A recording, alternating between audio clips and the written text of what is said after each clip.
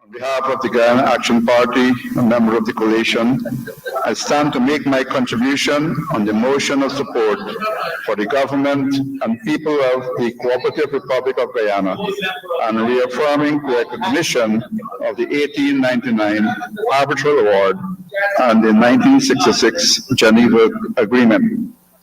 Mr. Speaker, before I delve into this motion, please allow me to express a warm welcome to all our distinguished visitors who are here with us today in Parliament. I encourage you to visit our hinterland and so enjoy our hospitality and the unique experiences we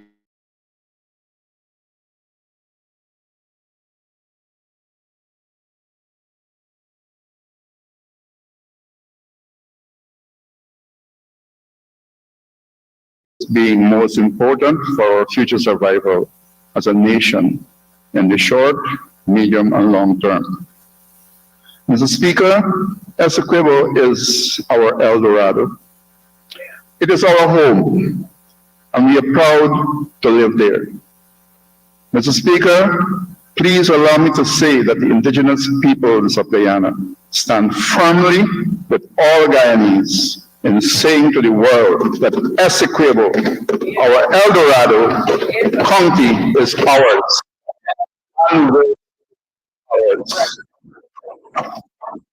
Mr. Speaker, the history of what is now known as the North and South America did not begin with the arrival of Christopher Columbus, who got lost on his way to the East Indies. Prior to Columbus, my ancestors as a whole settled and lived without country borders as we know it today. Mr. Speaker, because of the worsening socio-economic situation in Venezuela, we have seen Guyanese who had migrated to Venezuela remigrating to Guyana with their families. We welcome them and wish them all the best. Also, Mr. Speaker, there are migrants from many countries who are in transit to other pastures or have settled here legally. On humanitarian grounds, we welcome them, we welcome you. Mr. Speaker, recently I saw an indigenous Venezuelan Waro child, about 4 years old, sitting on a floor in front of a shop in Latam, begging for a meal. I saw someone purchasing a meal and giving it to the baby. Mr. Speaker, I immediately called the International Organization for Migration's office to report this matter and to seek their assistance. I must say that the team from IOM and other agencies visited a few days later and support was given to those in need. Mr. Speaker, please allow me to say thanks to the IOM, UNICEF, Food for the Poor, and other local and international organizations for their timely, positive interventions to those in need, be it Venezuelans or whomsoever. Mr. Speaker, this problem or the issue of migrants and refugees entering our country is one we have to face frontally.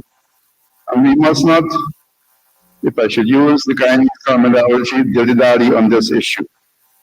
We therefore request that the government seriously consider to expand an all-inclusive task force with adequate budget to manage the migrants' refugee situation urgently. Mr. Speaker, we note that the government of Venezuela is embarking on a referendum to, among other issues, seek the annexation of Essequibo. We note that this move has no support or legal leverage in international law. Mr. Speaker, this move by Venezuela could take us to centuries ago when the Spanish conquistadors and other invaders trampled over the territories of my ancestors, and in that process destroyed several civilizations, all in the name of greed. Mr. Speaker, in 1831, the counties of Essequibo, Demerara, Berbice came together under the British to be known as British Guyana. In those early days, steps were put in place to fix boundaries using the acceptable and agreed upon protocols available. Mr. Speaker, in 1899, the arbitral award was a protocol agreed upon by the United Kingdom and the country now known as the Bolivarian Republic of Venezuela to settle the boundaries of the two countries. The boundaries were accepted by the two countries.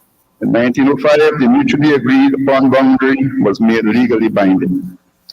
Mr. Speaker, some 60 years later, according to a historical anecdote, we were then told that the document left by Mr. Provost, a lawyer, purported that the powers that existed in the days leading to the mutually agreed upon decision of the 1899 arbitral war had made a bargain that somehow cheated Venezuela out of Essequibo.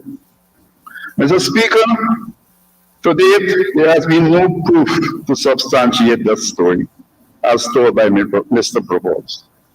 And we stand by waiting to see this legally binding, proof that we can accept, but there is none. Further, an agreed upon process based on international law was activated and pursued by Venezuela and Guyana under the auspices of the Good Office of United Nations. Today, the process has reached the International Court of Justice. Now we know that Venezuela is saying that they do not want the ICJ to rule on this matter. Further, Mr. Speaker, a planned referendum that is similar to a loaded dice by Venezuela, set for the 3rd of December, to up its ante and could lead to Venezuela against international laws moving to annex Essequibo. Mr. Speaker, I repeat that we stand with all Guyanese and the government of Guyana against this most serious threat to our sovereignty and territorial integrity. Mr. Speaker, we are cognizant of the fact that Venezuela is heading towards an elections, and we ask that the Essequibo factor be not used by anyone to work in their favor with the disruption of the zone of peace that we all currently enjoy. Mr. Speaker, we in Essequibo and in Guyana note that there has been for some time, a massive exodus of Venezuelans from neighboring countries, not only Guyana. This, we understood, is because of the terrible socio-economic conditions that the people of Venezuela are experiencing. We, the inhabitants of Essequibo, the Guyanese Essequibians, given the choice, prefer to speak English and live free of any conquistadors enslaving us. Mr. Speaker, we are not in a perfect country, but it would be most calamitous for us to allow ourselves to descend to a situation in which we can be subjugated or having to migrate to other countries in search of better socio-economic conditions. Having a Venezuelan ID card will not make our lives better. And I leave it at that for now. Mr. Speaker, with the previous statements, one cannot say in all honesty that we are happy with the state of affairs in Guyana. The same way we can shout with one voice to say that we are all in solidarity and we stand and say that Essequibo is ours, which we mean, the same way we must work towards correcting our or solving the festering problems that we face in our beloved Guyana. Mr. Speaker, we call for the People's Progressive Party's government, that is currently the government of Guyana, to respect our symbols of nationhood, inclusive of our flag, the golden arrowhead, and our national motto of one people, one nation, one destiny. And I heard the Honorable Hugh did mention today, and I wanted to go across and shake his hand, but I didn't do it. Next time. The One Guyana slogan that is currently being promoted by the People's Progressive Party using state funds is being seen to be a political slogan that caters for only one section of Guyana. Mr. Speaker, it is said that whom the gods wish to destroy, they first make mad. Only someone in this state would wake up one morning and instruct the police in Guyana to identify their vehicles with the Spanish word policia. What message are you sending to Guyanese in these times, be it actual or subliminal? What message? Mr. Speaker, we saw a Facebook video which was somehow allowed to circulate, in which a senior executive of the government is said to have met in secrecy with Venezuelan migrants and sought to wrongfully promote a partnership of national unity, APNU, as practicing xenophobia against the Venezuelan migrants. It seemed that this individual would go to all ends, including putting Guyana in danger to achieve his objective of continuing his de facto presidency for another term. We call on this individual to tell us whether this is true or false. If true, the least we expect as soon as possible is an apology to the people of Guyana, not to us in Parliament, the people of Guyana. Mr. Speaker, as we sit in the House to give our support to Guyana, our beautiful mother, we have to insist that we are given the reasons to feel we are fairly included in all spheres of Guyana's life. Mr. Speaker, since the PAP became the government of 2020, we have seen the attempted and actual trampling of the rights of indigenous peoples. One example is a single-winded bill that sought to supersede the Eminent Act and the land rights of the indigenous peoples. Luckily, the coalition managed to get this bill to go to a select committee. Satisfactory changes are made thanks to the coalition and the government of Guyana. However, Mr. Speaker, recently a petroleum activities bill was passed in Parliament that gave the Minister of Natural Resources the full authority to control the process and issue oil exploration licenses in any part of Guyana. This is inclusive of indigenous peoples' ancestral lands, whether titled or untitled, and land contiguous to it. Mr. Speaker, we urge that this bill be urgently repealed. Mr. Speaker, this unjust threat by Venezuela must not see us going our separate ways, but on the contrary, allow us to come together as a wholesome nation. As such, things cannot continue as normal. No one will stay proud and hungry and in need. Time to look after the needs of the people. Time for livable incomes for our workers. Time for retooling the Guyana Defense Force. Time for restarting our national service. Time for fair and equitable distribution of our natural patrimony. Mr. Speaker, already we have noted that some are promoting Guyana to be an antagonist in this controversy. This is totally untrue. Please allow me to repeat that Guyana's modus operandi with regards to this issue has always been to follow the course of acceptable international law. Mr. Speaker, please allow me to express many thanks to the countries and international organizations that already expressed solidarity with our position and have called for both parties to respect the International Court of Justice in the final arbiter. Let me say it again. We are not causing this. We are not the antagonists here. Mr. Speaker, as a proud Guyanese, I join with all patriotic Guyanese, including my colleagues in the Noble House, in saying that we affirm the sovereignty and territorial integrity of the state of the Cooperative Republic of Guyana. and that we are in full support for the motion before us in its entirety. Let us remember the famous story of the three-legged stool told by a former Vice President, Mr. Sidney Allicock, when he said that there are three legs. If there are three legs on the stool, you have to have all three legs. And the three legs in this situation, I would dare say, is the opposition, the government, and the people. All three of us are needed in this struggle that we are facing now. Long live our dear cooperative Republic of Guyana. It is 83,000 square miles. No, nothing less, including our beloved Essequibo, our El Dorado. Thank you very much.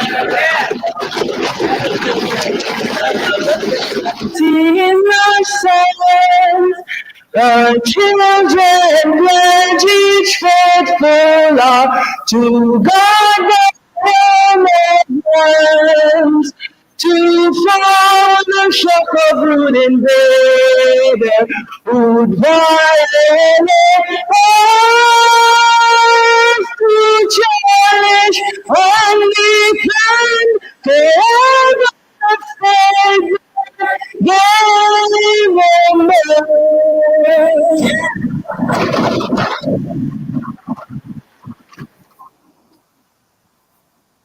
a powerful song, Mr. Speaker, a song that reminds us every day of our duty towards this nation, our duty as Guyanese to foil the shock of rude invader would violate her earth, to cherish and defend forever the state that gave them birth.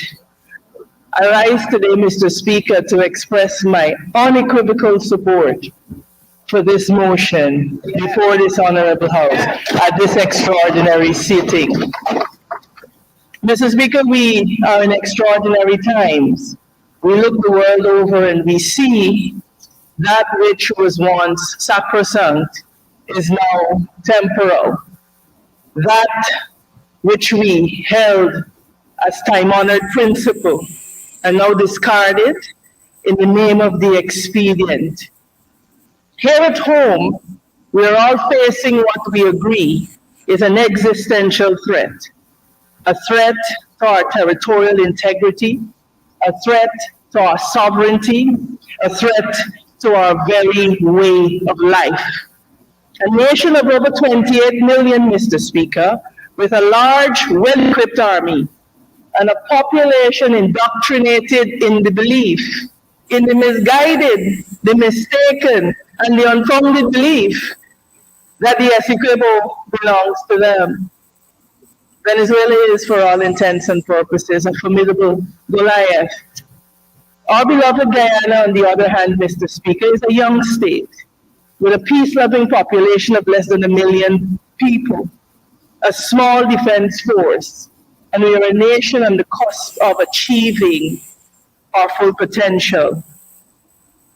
My colleague on the other side of the House laid out for us in great detail the historical developments that have led us to this time, and I thank him for it, and I will not, in the interest of time, regurgitate those developments. I'll only observe here, Mr. Speaker, that the tensions between our nation and Venezuela have undoubtedly escalated to levels hitherto unseen. The Maduro government's claim over 3/4 of our territory, including our Essequibo, have cast a long shadow over our sovereignty, as it has from the time we became a sovereign nation. Their actions have impeded our economic development, and has done this for far too long. And now we're faced with a referendum that has serious implications for our territorial integrity, and that poses threat of irreparable harm to our nation. Mr. Speaker, Guyanese both at home and abroad are uneasy and deeply concerned by what they see as a grave gathering danger. Tens of thousands of Venezuelans are here, we know this, and hundreds more arrive every day through our porous borders. It is not a matter of argument, Mr. Speaker, that these vast numbers pose a significant threat to the socioeconomic fabric of this nation, placing strain on already inadequate health and education and security systems. Some have argued, and correctly so, that this uncontrolled migration represents a threat to our national security. And I want to say, Mr. Speaker, that we in this House represent the people of Guyana. And it would be irresponsible of us to come to this House and not to address the concerns of the ordinary Guyanese man, woman, and child. Mr. Speaker, it is not inconceivable, and history has examples that a collapse of our public sector system could occur just under the sheer weight of numbers, Mr. Speaker. And Guyanese are bound to be anxious.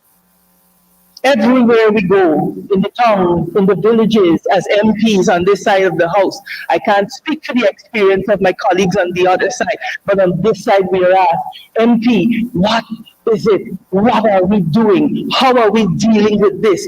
Guyanese are anxious. Mr. Speaker, the truth is, and the reality of the Guyanese man and woman in the street is that they see these migrants as competing for jobs, for businesses, for land ownership, even for personal relationships, Mr. Speaker.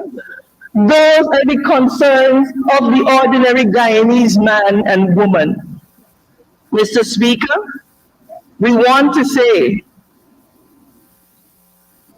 and we've been very clear, and we speak to every Guyanese that we would meet, that we understand your anxiety, but notwithstanding your anxiety, we as Guyanese, Guyana as a sovereign state has certain international obligations, and we are required by those treaties to which we subscribe to treat those who are in our midst with the utmost level of dignity and regard for human rights.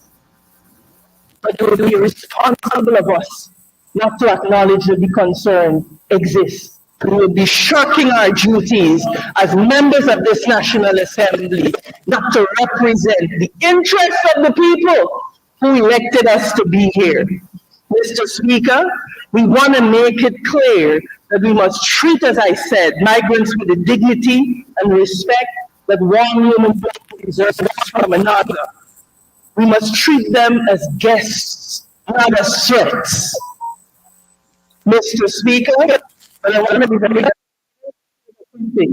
that even guests are expected to obey the rules of the House. Mr. Speaker, we want to be clear on this side of the House that peaceful, law-abiding migrants will be accorded the Guyanese hospitality and the full protection of our laws, as we are required to do. We want to make that very, very clear. We are here, Mr. Speaker, and we have been reminding Guyanese, because we will not operate as if we are ostriches with our proverbial heads in the sand. We see the anxiety of the Guyanese people. We see the videos on social media that is giving rise to more anxiety. But we want to say, and we are at pains to remind Guyanese, that even if they are provoked, they are not to take the law into their own hands. They must turn offenders over to the authorities immediately. Mr. Speaker, in the existing circumstances, we want to be clear that Venezuelan migrants, bar those, of course, who are entitled to citizenship by virtue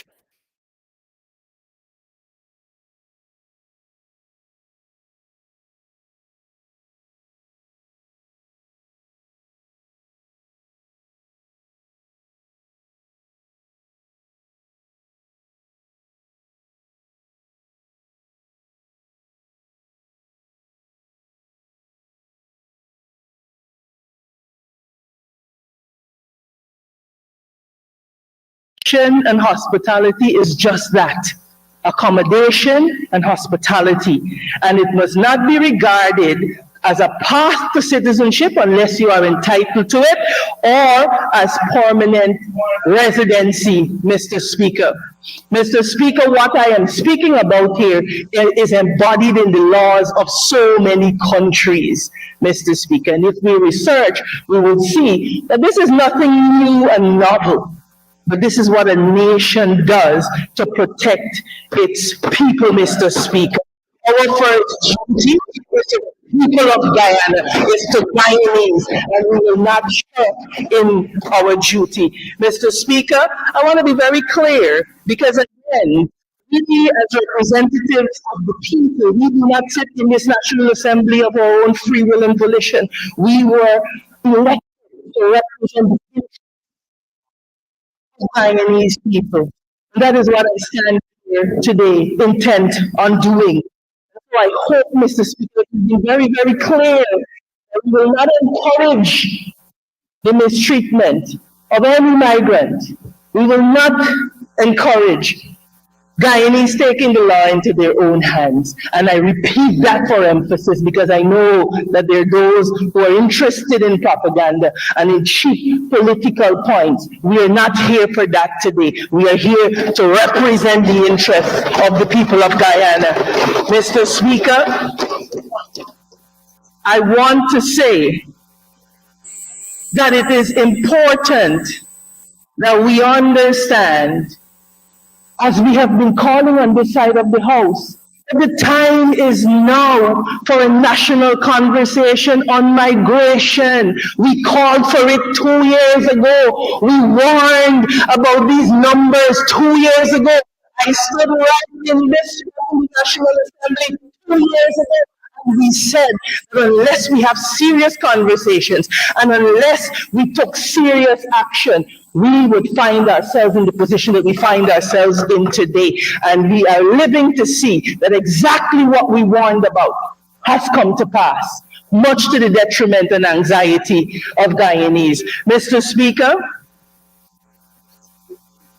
it is all around.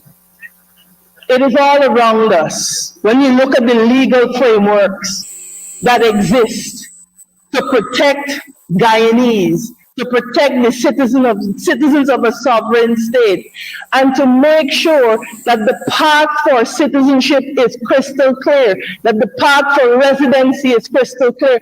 Mr. Speaker, now is the time for us to have those conversations.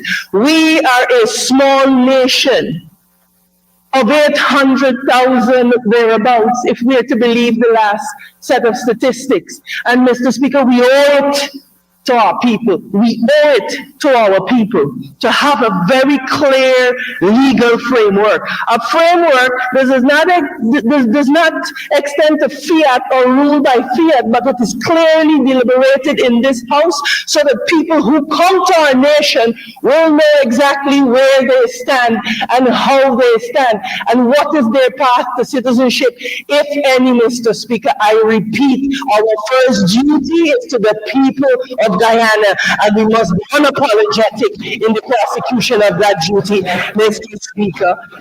We're unapologetic about putting Guyana first. And so, like I said, Mr. Speaker, we have a migration situation. We have a situation of thousands of persons pouring over our border. We have a situation where there are persons who are entitled by virtue of their parentage to be given Guyanese citizenship. And we want to make it clear that we on this side of the House understand that. Mr. Speaker, like I said, a perusal of citizenship laws around the world sets out a very clear path. And so I am wondering whether it is time that we propose legislative measures to make it clear and particularly in the context of a nation of 28 million people, where the youngest child is taught from the time that he or she could read that Essequibo somehow belongs to them. Mr. Speaker, these are extraordinary times, and we cannot behave as if it is business as usual, because it is not business as usual, Mr. Speaker. And so for us to consider whether, Mr. Speaker, that we should have specific laws to deal with this issue. We must consider whether, given the fact of this territorial claim, given the fact of this belief that Essequibo belongs to them, whether we must not enshrine in our laws provisions that speak to persons being, and particularly migrants, and particularly people who are coming in from the neighboring Western neighbor, that we would say whether there is merit in considering laws that make it clear that participation in inappropriate political activities that amount to insurrection, treason, or promote cessation or annexation will be met firmly by prosecution, deportation, and possibly a ban on residencies. Mr. Speaker, let us not forget, we had a community uprising, and we must, unless we fail to learn from our history, be doomed to repeat those mistakes. There is too much at stake now, Mr. Speaker, for us not to learn from our history and to proceed blindly along. Mr. Speaker, there will be dual citizens, and dual citizens must choose their loyalty. And they have a right to choose whichever loyalty they will exercise. If they choose to be Venezuelans, as they have a right to so do, then we must consider whether it will be important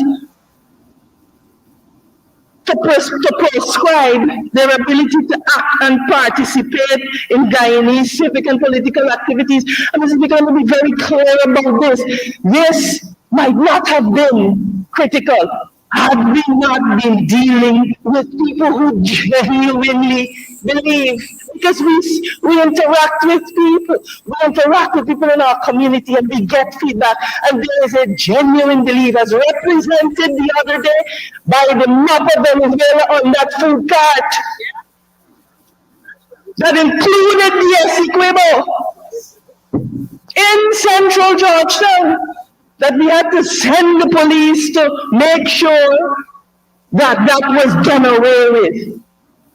That is the gravity of what we are dealing with. So forgive me if I'm not prepared to engage in too many pleasantries about this. We have to be serious. There is a Goliath at the gate, and we have to, like David, have our stones.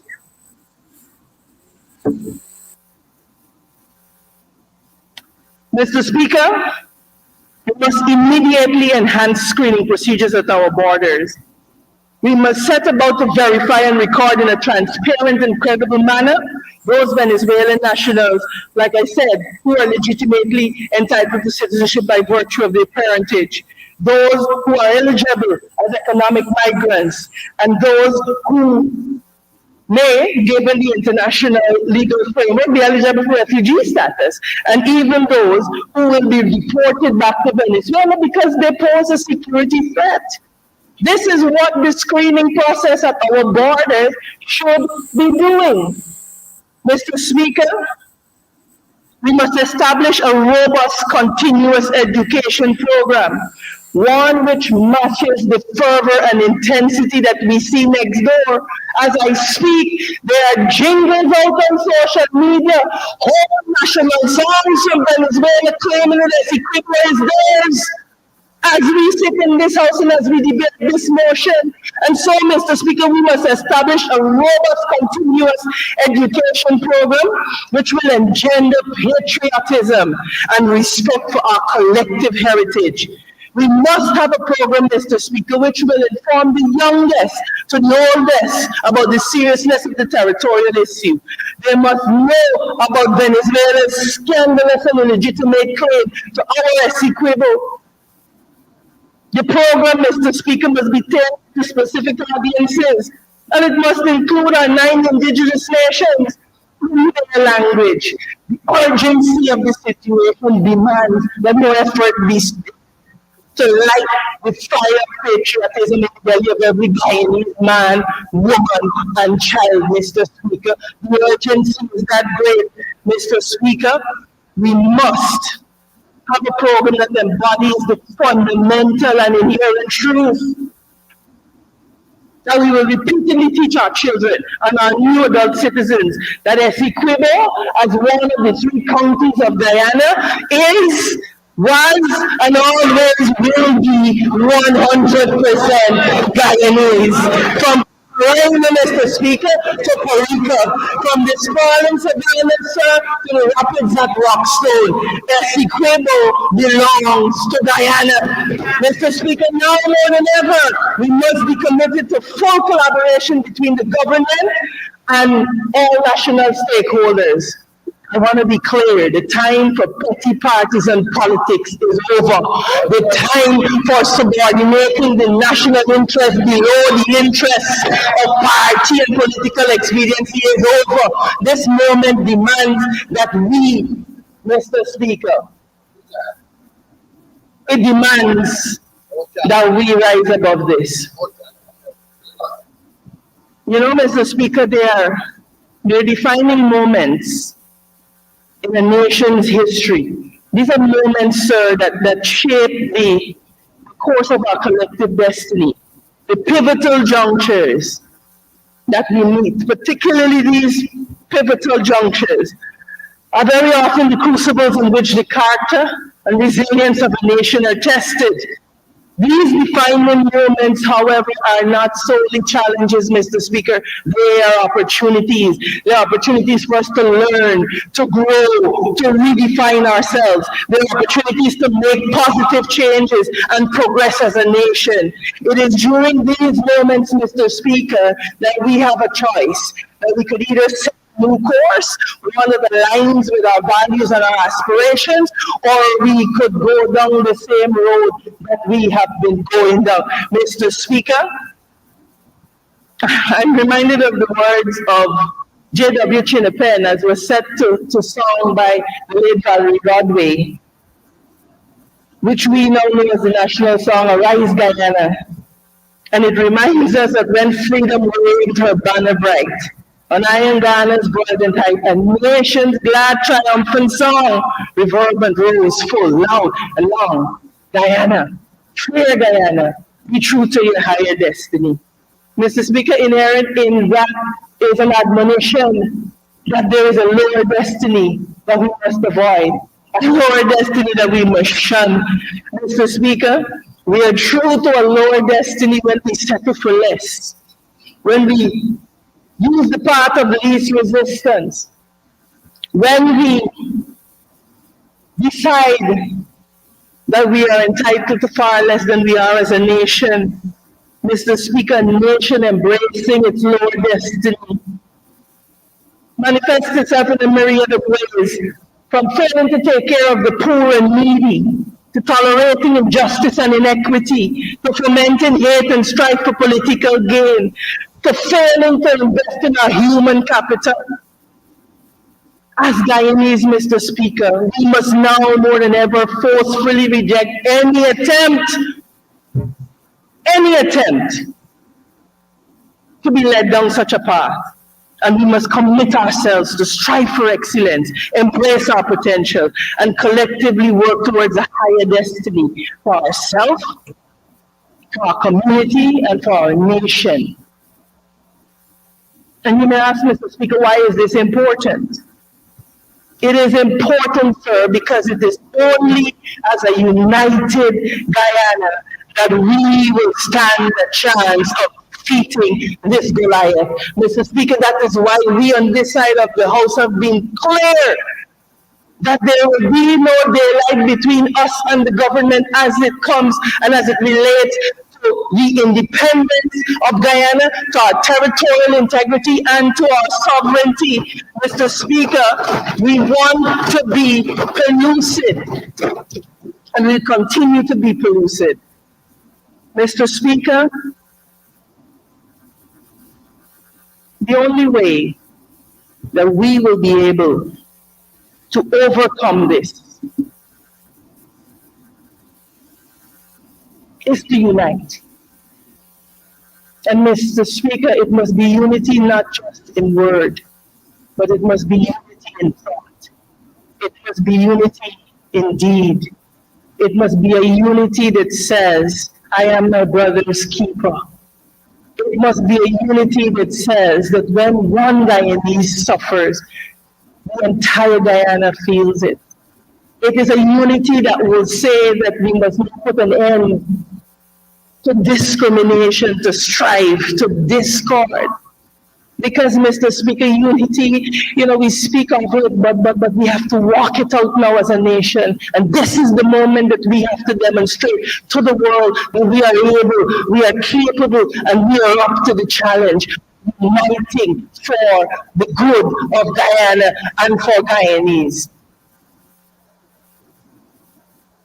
It is true, Mr. Speaker, that how we meet this moment will determine our legacy, and it will determine our place in this world, our place in history.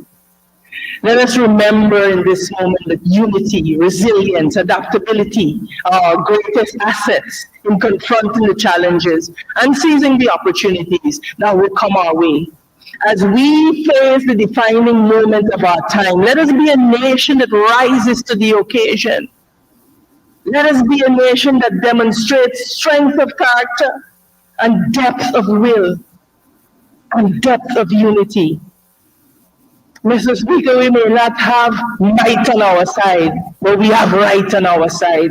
Mr. Speaker, we have the rule of law on our side. We have the support of the international community on our side. And therefore, the urgency of the moment, sir, demands that we send a clear and ambiguous message that all of Guyana is united in the fundamental premise that the Essequibo, which is the heartland, is 100% Guyanese. It is ours. It is not up for debate.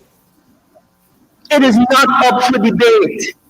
It is not up for Barbados-type negotiations. We're confident, sir, in the merits of our case. We expect to prevail. We reaffirm the full, perfect, and final settlement that was established, embodied in the 1899 award. We reaffirm, Mr. Speaker, the territorial integrity and the sovereignty of this dear land of Guyana, Mr. Speaker. We reaffirm the principles and tenets, sir, which in the interest of time I will not delve into, to support in this motion to support the government and people of the Cooperative Republic of Guyana. We stand strong, Mr. Speaker. And I want to end by saying this, sir. We know we will win. We know we will win. Because, as the famous Bob Marley said, we are confident in the victory of good over evil. And therefore, Mr. Speaker, even though we are hemmed in on every side, even though foes may encamp around us,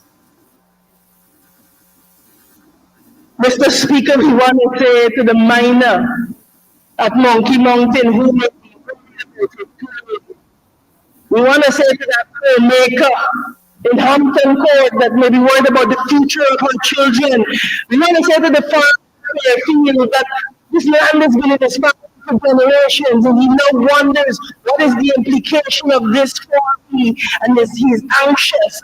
We say, Mr. Speaker, to the children at Chenapao, we say to Guyanese across these 83,000 square miles, do not fear. Do not fear. We are confident in the victory of good over evil and standing together as one people, In this one nation, with one destiny, we shall prevail. We shall emerge stronger. We shall emerge better. Long live, Mr. Speaker, the people of the Cooperative Republic of Guyana. Long live, Mr. Speaker, the Cooperative Republic of Guyana. Good afternoon, Mr. Speaker. Good afternoon, all. In this season of Venezuelan aggression, I rise as a citizen of Guyana, ever more conscious of the role of the National Assembly in Guyana's body politics and that of every stakeholder vested in Guyana's interests. I rise conscious of how much the Guyanese people are counting on us, their elected representatives, to protect them and this beloved land from invaders. It is the duty of all of our political leaders to speak with one accord, to reassure all Guyanese, irrespective of race or political association, that they are valued, and it is our honor and privilege to protect, serve, and further the real interests of all. We are living in very serious and opportune times. How we navigate both realities will assert the Guyanese aspiration of one people, one nation, one destiny, or fall into the wayside, the consequence of self-serving leadership.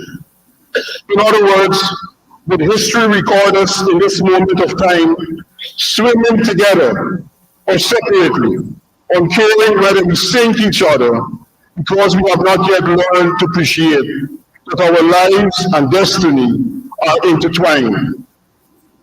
While the naysayers may say otherwise, I paraphrase the sage advice of the Reverend Dr. Martin Luther King, that we must learn to live together as brothers and sisters, or we will together perish as fools.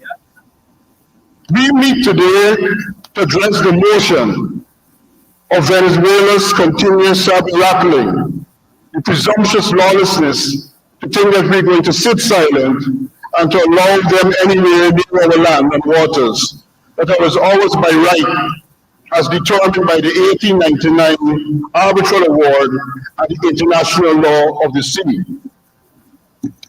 Mr. Speaker, consequent upon the Treaty of Washington in 1897 and the Arbitral Award of October 3rd, 1899, the boundary between what was then British Guyana and Venezuela was settled, and a boundary commission appointed comprising two British commissioners, Messrs. Perkins and Anderson, representing the British government, and two Venezuelan commissioners, Senores Abraham Terrado and Elias Toro, representing the Venezuelan government. The task of the commission was to demarcate on the ground the line of the boundary established by the Arbitral Award and to state it with clarity on an agreed map.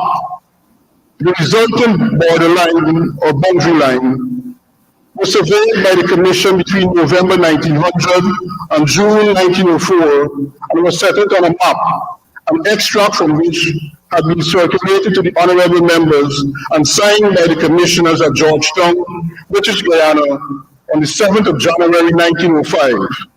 On the 9th of January 1905, a report was submitted by Mr. Perkins, the senior British boundary commissioner, to his principals, and published in the official records of British Guyana for that year.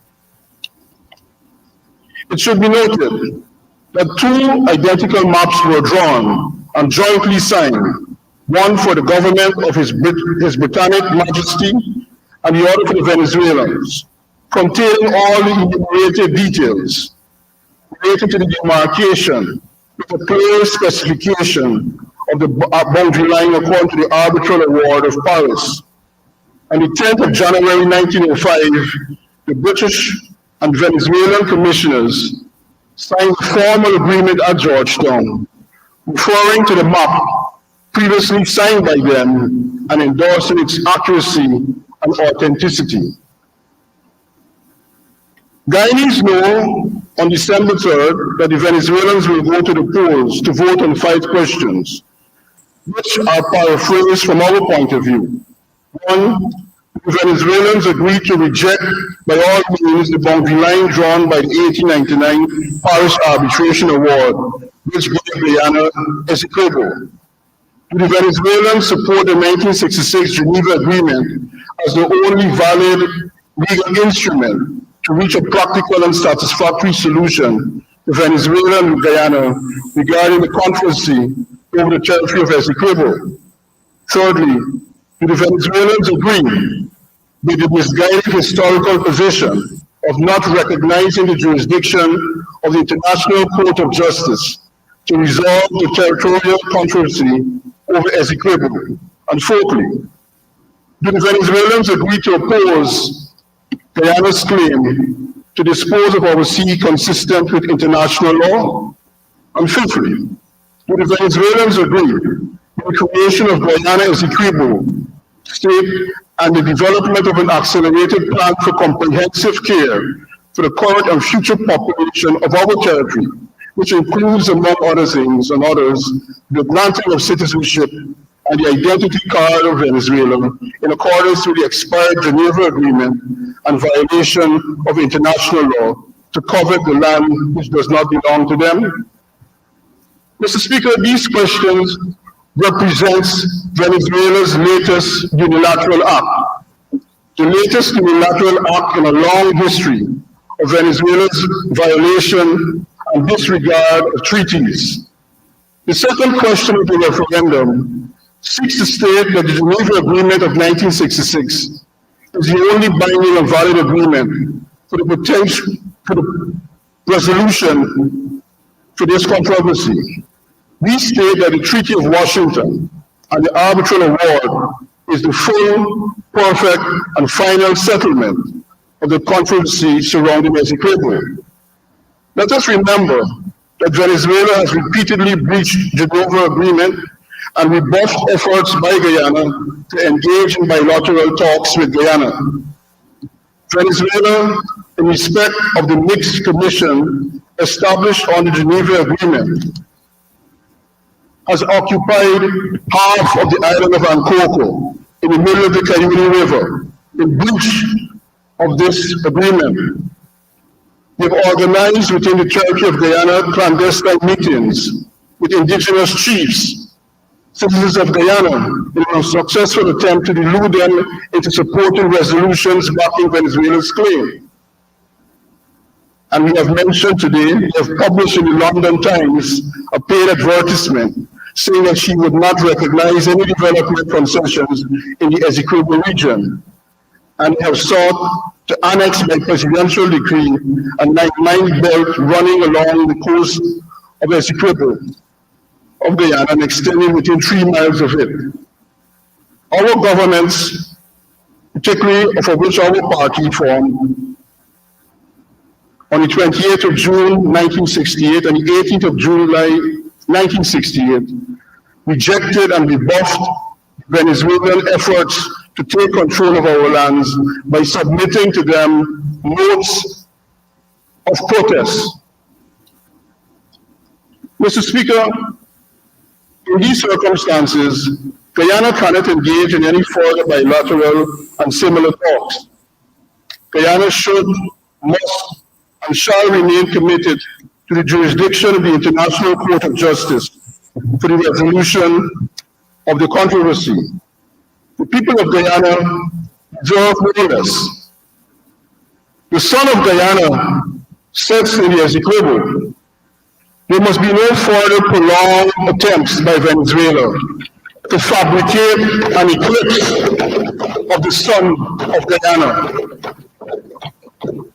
Venezuela's increasing aggression is not only misplaced, but devoid of legitimacy. Even as we acknowledge these, we cannot ignore, in a world where might could supersede right, small nations such as ours must navigate these murky waters sensibly. Young Guyana, going back to 1965, has been unwavering in its commitment to abide by the 1899 arbitral award, that settled the territorial dispute between then British Guyana and the Bolivarian Republic of Venezuela under the colonial leadership of Britain. Guyanese recall the presence of Premier Forbes Burnham during the 9th and 10th December 1965 at a high-level meeting with the Venezuelan Foreign Minister and the British Secretary of State for Foreign Affairs, addressing the 7th November 1965 communique signed by representatives of Venezuela and Britain, along with a representative from British Guyana, to quote, find satisfactory solutions for a practical settlement of the controversy which had arisen as a result of the Venezuelan contention that the 1899 award is null and void, end of quote. On the eve of independence, the Forbes Burnham government pursued a path to resolve this issue through the Geneva Agreement, which the Desmond Hoy government continued, and on expiration in 1990, pursued the good officer process, which lasted until 2017. In 2018, the David Granger Moses Nagamutu government approached the International Court of Justice, committed to the principle of peaceful resolution. This serves to remind us all, particularly the young Guyanese, who may be unaware or were led to believe differently, that any government the People's National Congress has been part of has consistently navigated the situation with due diligence and sense. In or out of government, the PNC remains committed to protecting and defending Guyana's sovereignty through peaceful and judicious means, legal and diplomatic. 55 years ago, the 12th of July 1960 to be exact, the then leader of the People's National Congress and the Prime Minister Forbes Burnham stood in this very National Assembly and said, and I quote, I cannot tell you with any certainty where this will lead, this ill-advised course of action on which the government of Venezuela has embarked. We must be prepared, however, for foreign and even more aggressive demonstrations of international lawlessness from the government of Venezuela. We need all our courage and our strength to withstand these efforts to break the will and despoil our land. Venezuela has made her intention clear to seek relentlessly to impose the yoke of colonialism on a young and small nation that has only recently succeeded in freeing itself from the tutelage of another imperial power. He continued, we have no quarrel with the Venezuelan people, but we shall not lack courage or resolve in resisting aggressive demands of a Venezuelan government that is prepared to defy the traditions of Bolivar and to flout the precepts of hemispheric and world order and security. In our stand for survival, we shall call upon the conscience of all peace-loving people to speak out in our cause, and we shall need all our unity as a people, so that your voice may be heard in all the corners of the world and in the 11 councils of the world's institutions of peace. End of quote. Then Mr. Burnham uttered those profound words that echo today in the halls of this building.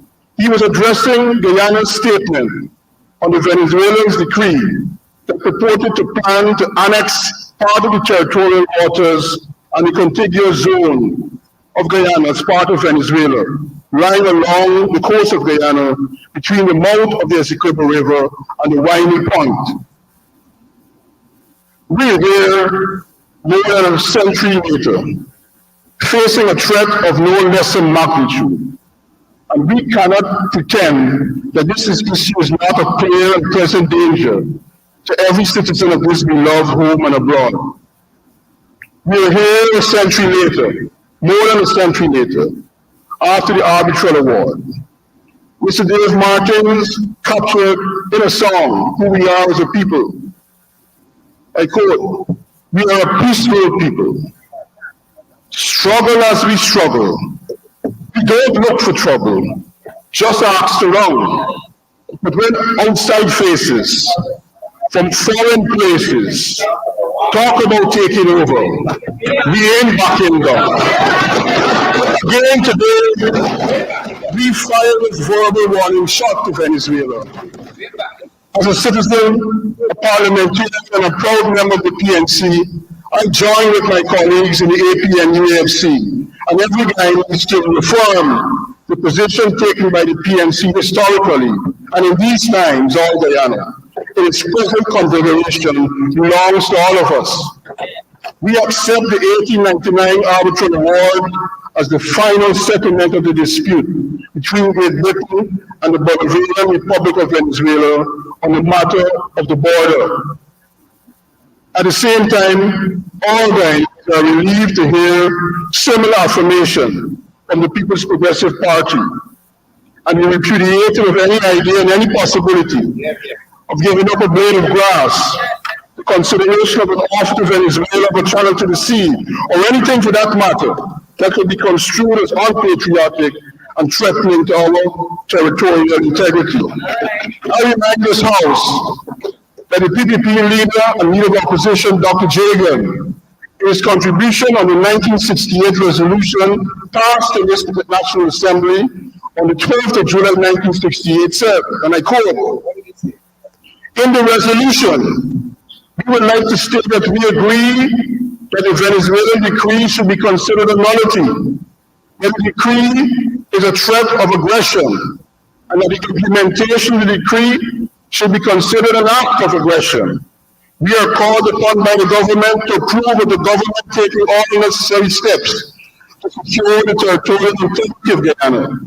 As I've said before, our position on this question is clear, quite clear. We made a point years ago. We put it in a nutshell when we said, not an inch of territory. I look over the seat of the person who now leads Dr. Jagan's party, and sometimes I wonder whether Dr. Jagan will know his party, support the view of the present leader who stunned the nation on the 23rd of October 2015, when he announced at a press conference that his party and government were considering to offer Venezuela a channel to the sea. How much more disturbing could such be a possibility in the face of the 1968 resolution passed by this House, rejecting and rebuffing a resolution of the government of Venezuela that required the armed forces of Venezuela to impose dominion of Venezuela over the belt of sea?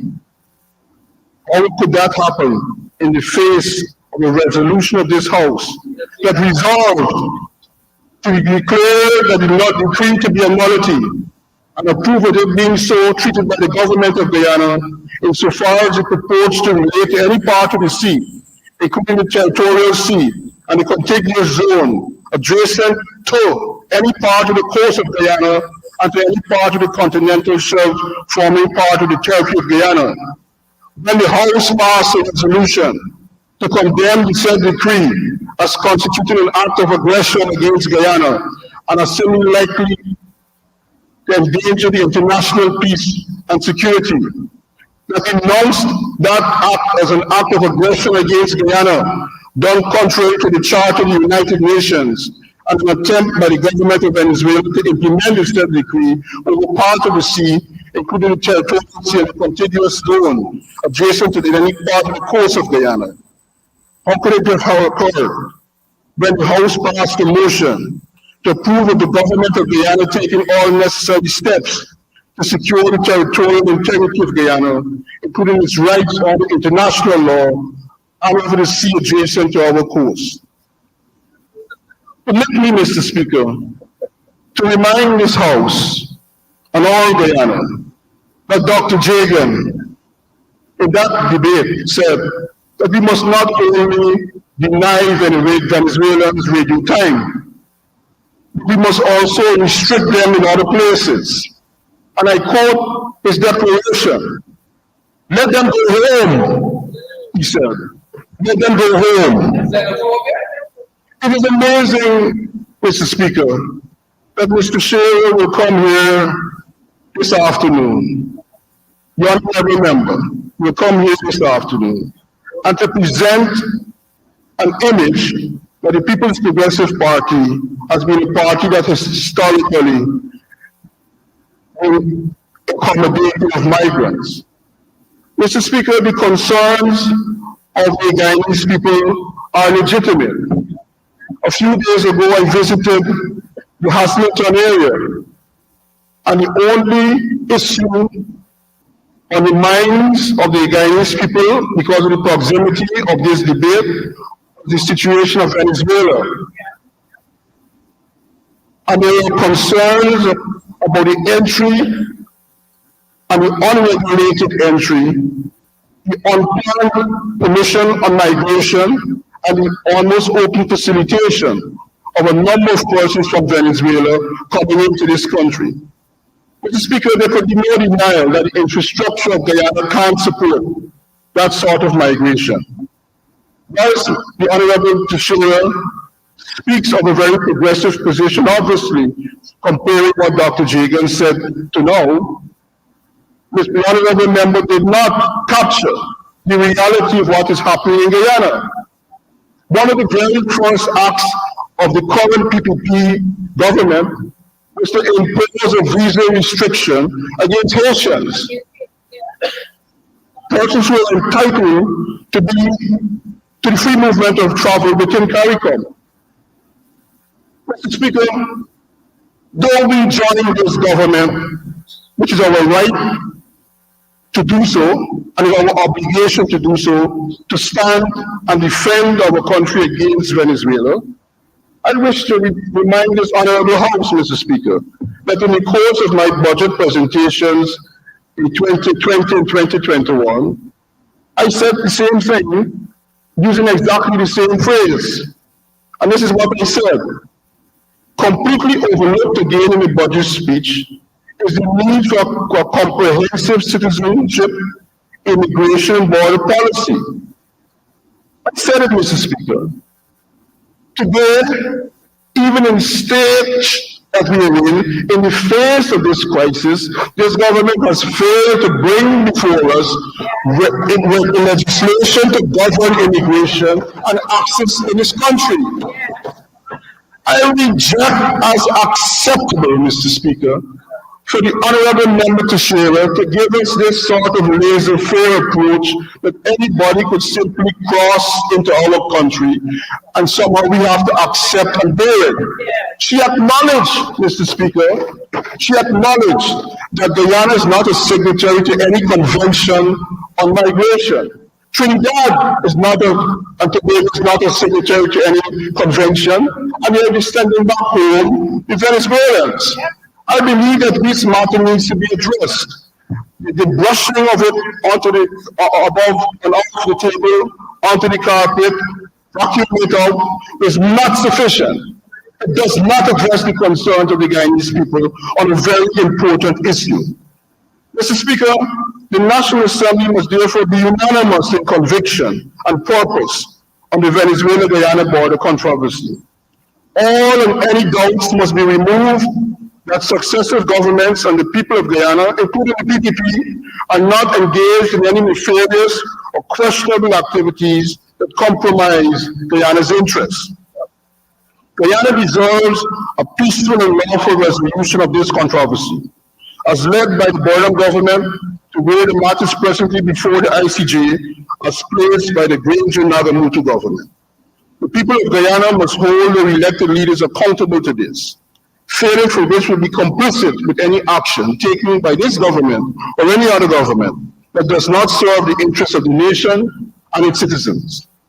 The last thing, Mr. Speaker, we who are alive today would want is a repeat of the Bolivar situation. The lawyer who represented Venezuela in the arbitral tribunal and reportedly requested after his death the release of a 1944 memorandum attacking the 1899 arbitral award on an allegation that the award was a political deal between Britain and Russia. Whilst Malo-Prevost contention could not be further from the truth, given the 1897 treaty that formed the basis for the award, both Venezuela and Britain agreed, and I quote, to consider the result of the tribunal as a full, perfect, and final settlement of all the questions referred to the arbitrators in the court. Nothing from the grave must haunt us. Malheur-provost contention lacks evidence, but is being used by Venezuelans to stir up trouble, which we must be guarded against. Hence, it is important to condemn and relinquish any notion of discussing a deal with Venezuela, because, as we say, we're giving up Bolivar that belongs to we. As Forbes Burnham said in 1968 in his budget, in his presentation in this House, we are convinced that justice is on our side, and our case can stand thorough scrutiny from any quarter.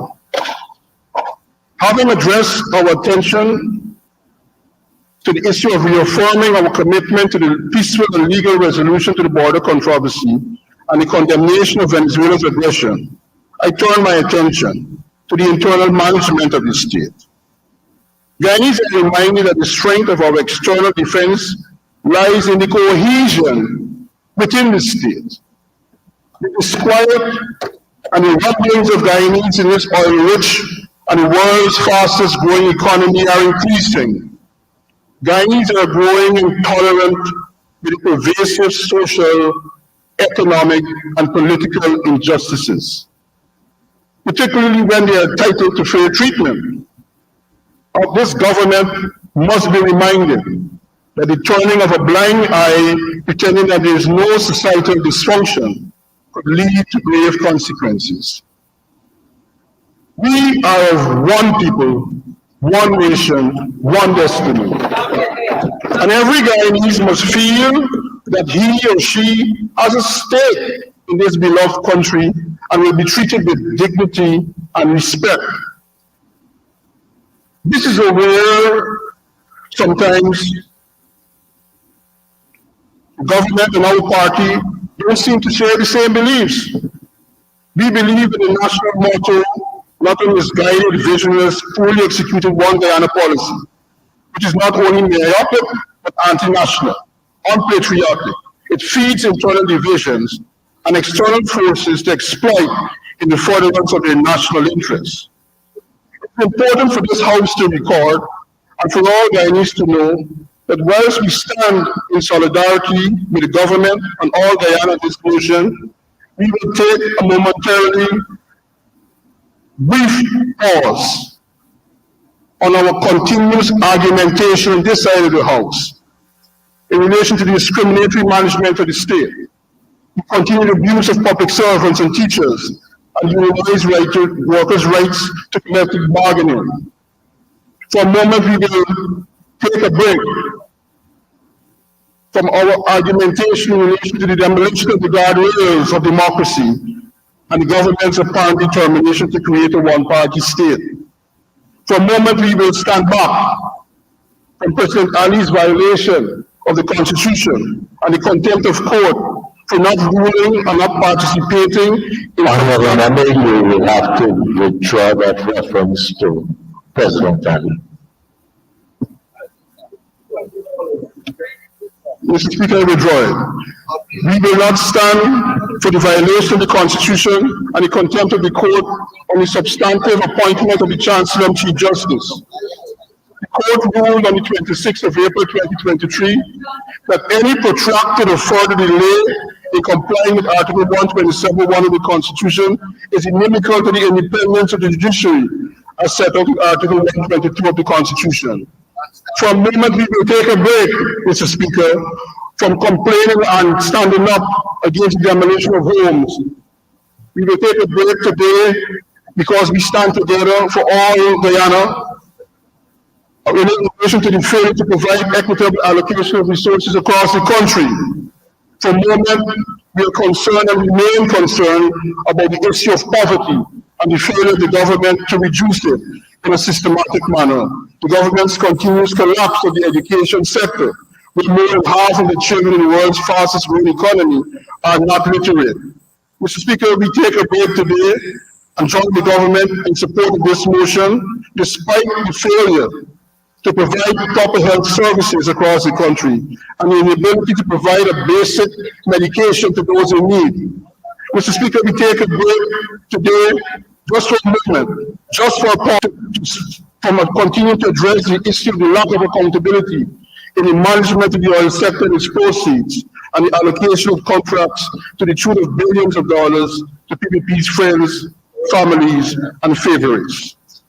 Mr. Speaker, we stand for inclusionary democracy as outlined in Article 13 of the Constitution, and we demand the inclusion of all stakeholders, organizations, and individuals in the matter of the Venezuela-Guyana border controversy, and every aspect of the management and decision-making process of the state that impact the well-being of the citizens and their representative bodies.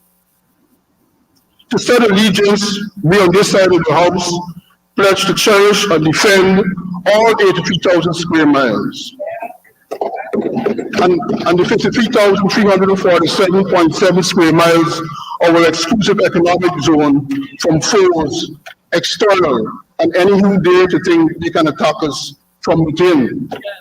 This land and waters are ours. From the Rupununi to the Corentyne, from the green hard forest to the Atlantic waters, this land was made for you and me.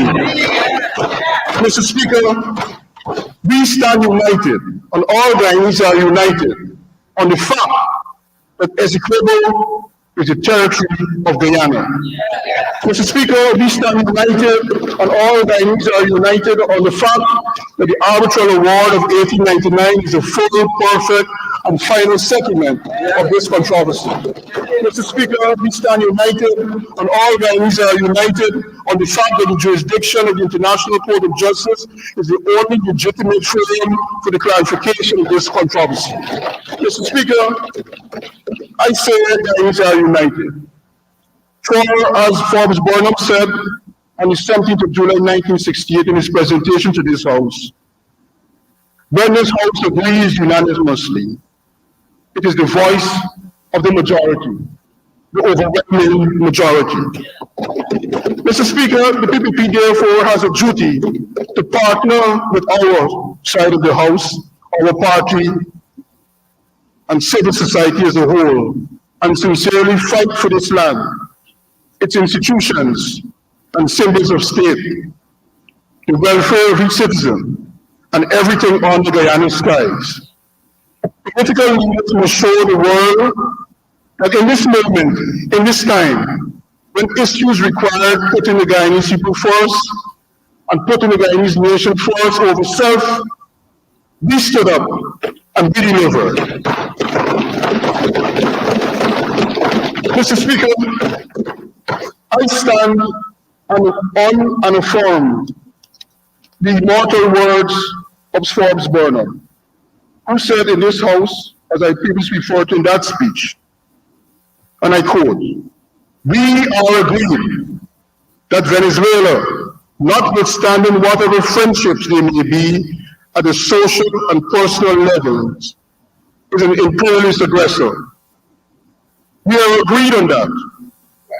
Our collaboration on this question is indeed an anti-imperialist exercise.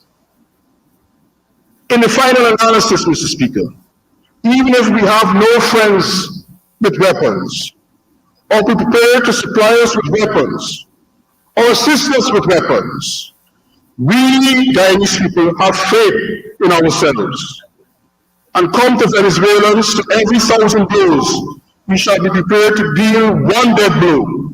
And even if we have to die, we shall not die like hawks, but like men." I thank you very much, Mr. Speaker. Mr. Speaker, I stand in this August Assembly, in this extraordinarily historic moment, to give support and full support for the motion that is before this Assembly. I rather suspect any motion of similar ilk will be given solid support by the opposition. not only because it is needed, but it is because it is right. We live here now in a time with existential threat. Existential threat of a... Could we be a little more... am I being heard here? Yeah, okay. I have my documents and papers in front of me, and I do not want to transfer that. That space is a little too small for what I have to say. Mr. Speaker, it is an existential threat. And I must say, after speaking behind Honorable Minister Todd, that I must say that I'm reassured and bolstered by his optimism that there might not be anything happening at the borders, and that everything here might be what is called in Guyana's interest. Mr. Speaker, though bolstered by that, I want to say that there is an element of what is called concern at this stage.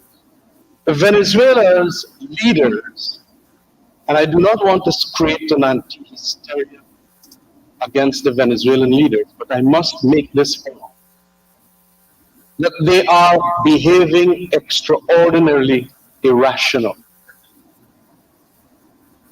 And in international politics, when rationality leaves the room, we can have problems that can violate the peace of this zone, and it could also create tremendous economic and political troubles for its eastern neighbor.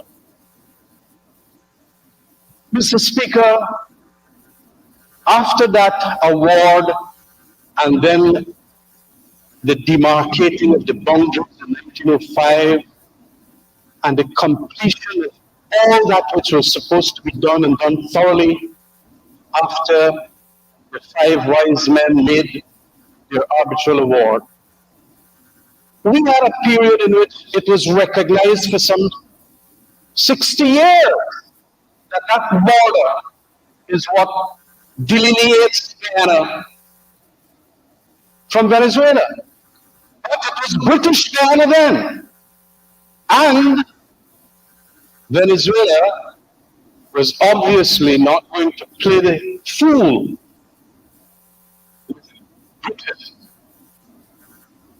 But come 1966, when independence is now to be gained from the colonial master, we saw Venezuela upping the ante in relation to what it can now do to a small country on its eastern border. And it started all the activities, and I will name a couple, which not only was a violation of our territorial integrity, but also was an undermining of our investment prospects in that almost 3/5 of Guyana. I will come to that. And I must quote from one of our greatest statesmen, Mr. Srila Ramphal, in his book, Guyana in the World, the first of 50 years and the predatory challenge. Being so masterful of the English language as he is, he indicated at page 84 thereof that this welcome of Guyana's freedom was not shared by our neighbor on the Western Front. As I noted in a passage of his, the singular aversion to Guyana's freedom was the very converse of all that their hero, Simon Bolivar, symbolized. Today we have in Venezuela a grasping on to the greatness of Simon Bolivar. But I want to say, before I come to Simon Bolivar, that this is how Sir Sridhar Ramphal described those that had happened in 1966. It was on the flimsiest pretext of an old and disappointed man's posthumous memoirs, set down some 45 years after the events. These shreds and patches embroidered with speculations, ambiguities, and allusions to new but undisclosed evidence. These calumnies against 5 of the most eminent jurists in the world at that time, that Venezuela mounted its international campaign against Guyana as we approached independence. As the date drew nearer, the agitation grew fiercer, threatening in veiled and indirect ways the advance of independence itself. Hence, the British conversations in Geneva in 1966, 3 months before Guyana's independence. Mr. Speaker, when leaders of Venezuela are going to quote and talk about Simon Bolivar, I wish to remind our countrymen and even the Venezuelans who will be, of course, speaking into our parliament here today, what Simon Bolivar, 1783 to 1830, had said in 1819, after independence was gained from Spain.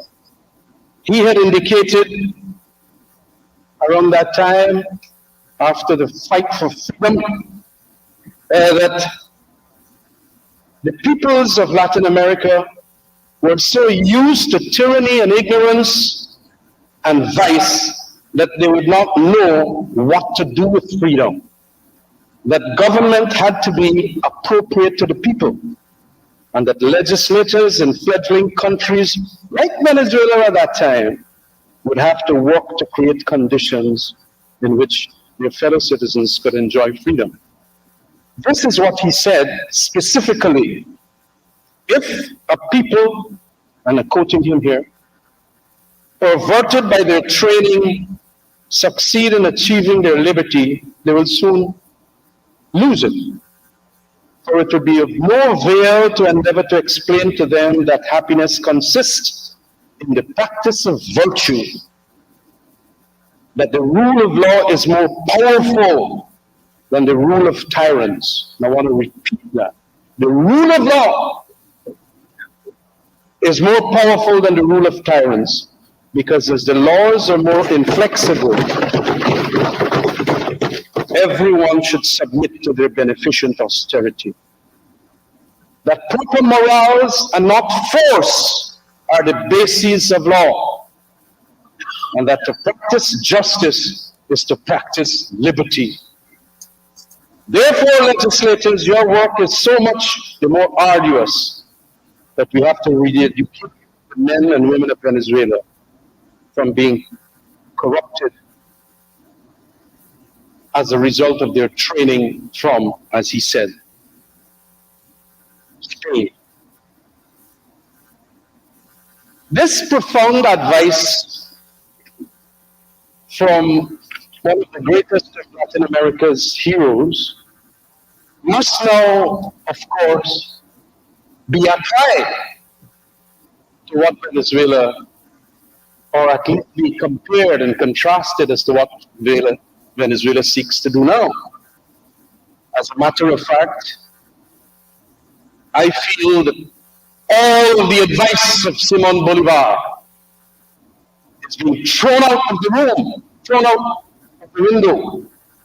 And so that is why we have irrational leaders now, almost people who you'd have to say had huge problems appreciating morals of justice and all of that, now trying to do certain things, obviously for the political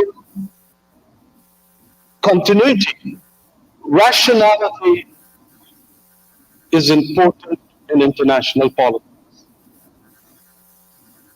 And if we do not recognize what might be the motivations of Maduro and his team, inclusive of Delcy Rodriguez, Honorable Vice President she is, I think,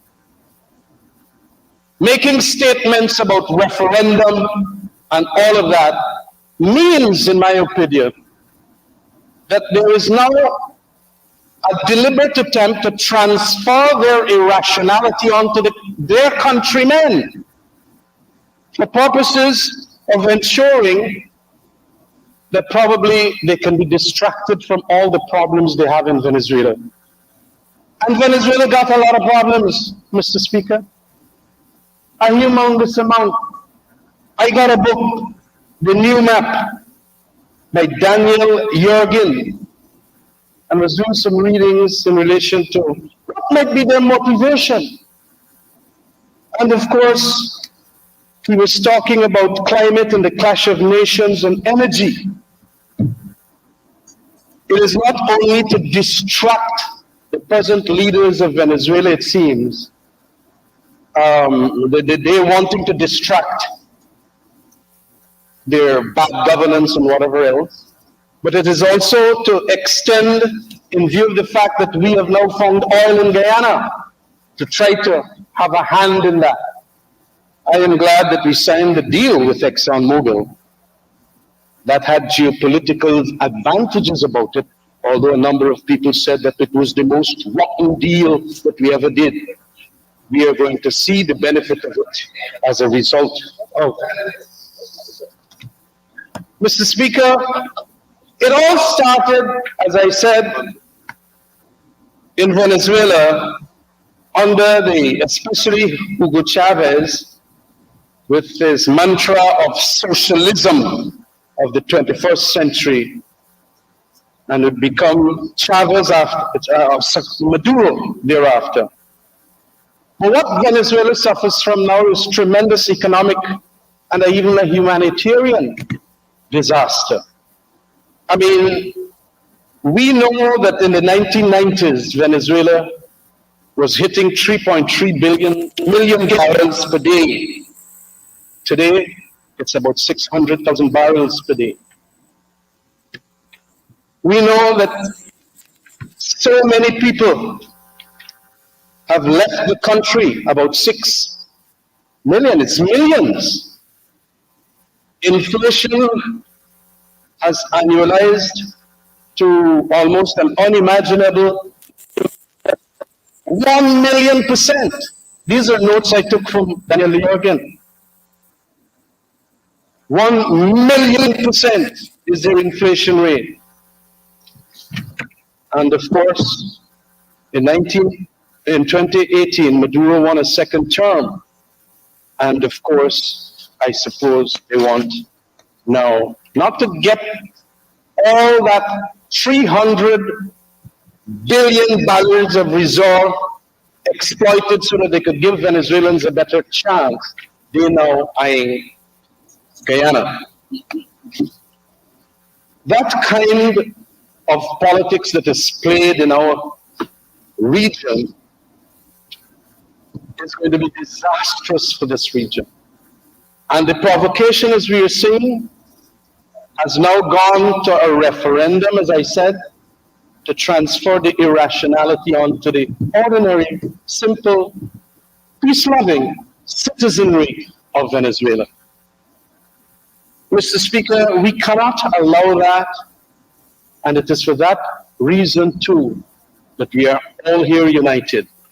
And what more unity I see in this assembly sitting here is the fact that we have the diplomatic corps. We have so many others with us appreciating that indeed there must not be any confrontation on that western border. Mr. Speaker, we have suffered greatly since this 1960 attitude and approach of Venezuela. When we gained independence, Venezuela under President Leone placed an advertisement in the Times newspaper of London in June 15, 1968 to the effect that Essequibo belonged to Venezuela and that we did not recognize economic concessions that were to be granted by the government of Guyana at that time. Again, same president issued a decree, 1152 of July 9, 1968, purporting to annex a 9-mile wide belt of sea space along Guyana's entire Essequibo coast. And that was, as I said, July 1968. I remember, as a member of the PPP then, in 2000, Beale Aerospace came here. And another big reversal in investment happened when Rafael Chavez, President Chavez, issued a blunt rejection of the agreement between Guyana government and Beale Aerospace Corporation of the United States to establish a satellite launch facility in the Guyana. We also saw, and I took these from the book that was written by Brigadier Arthur Ranger, Caribbean Geopolitics, and a historian of repute.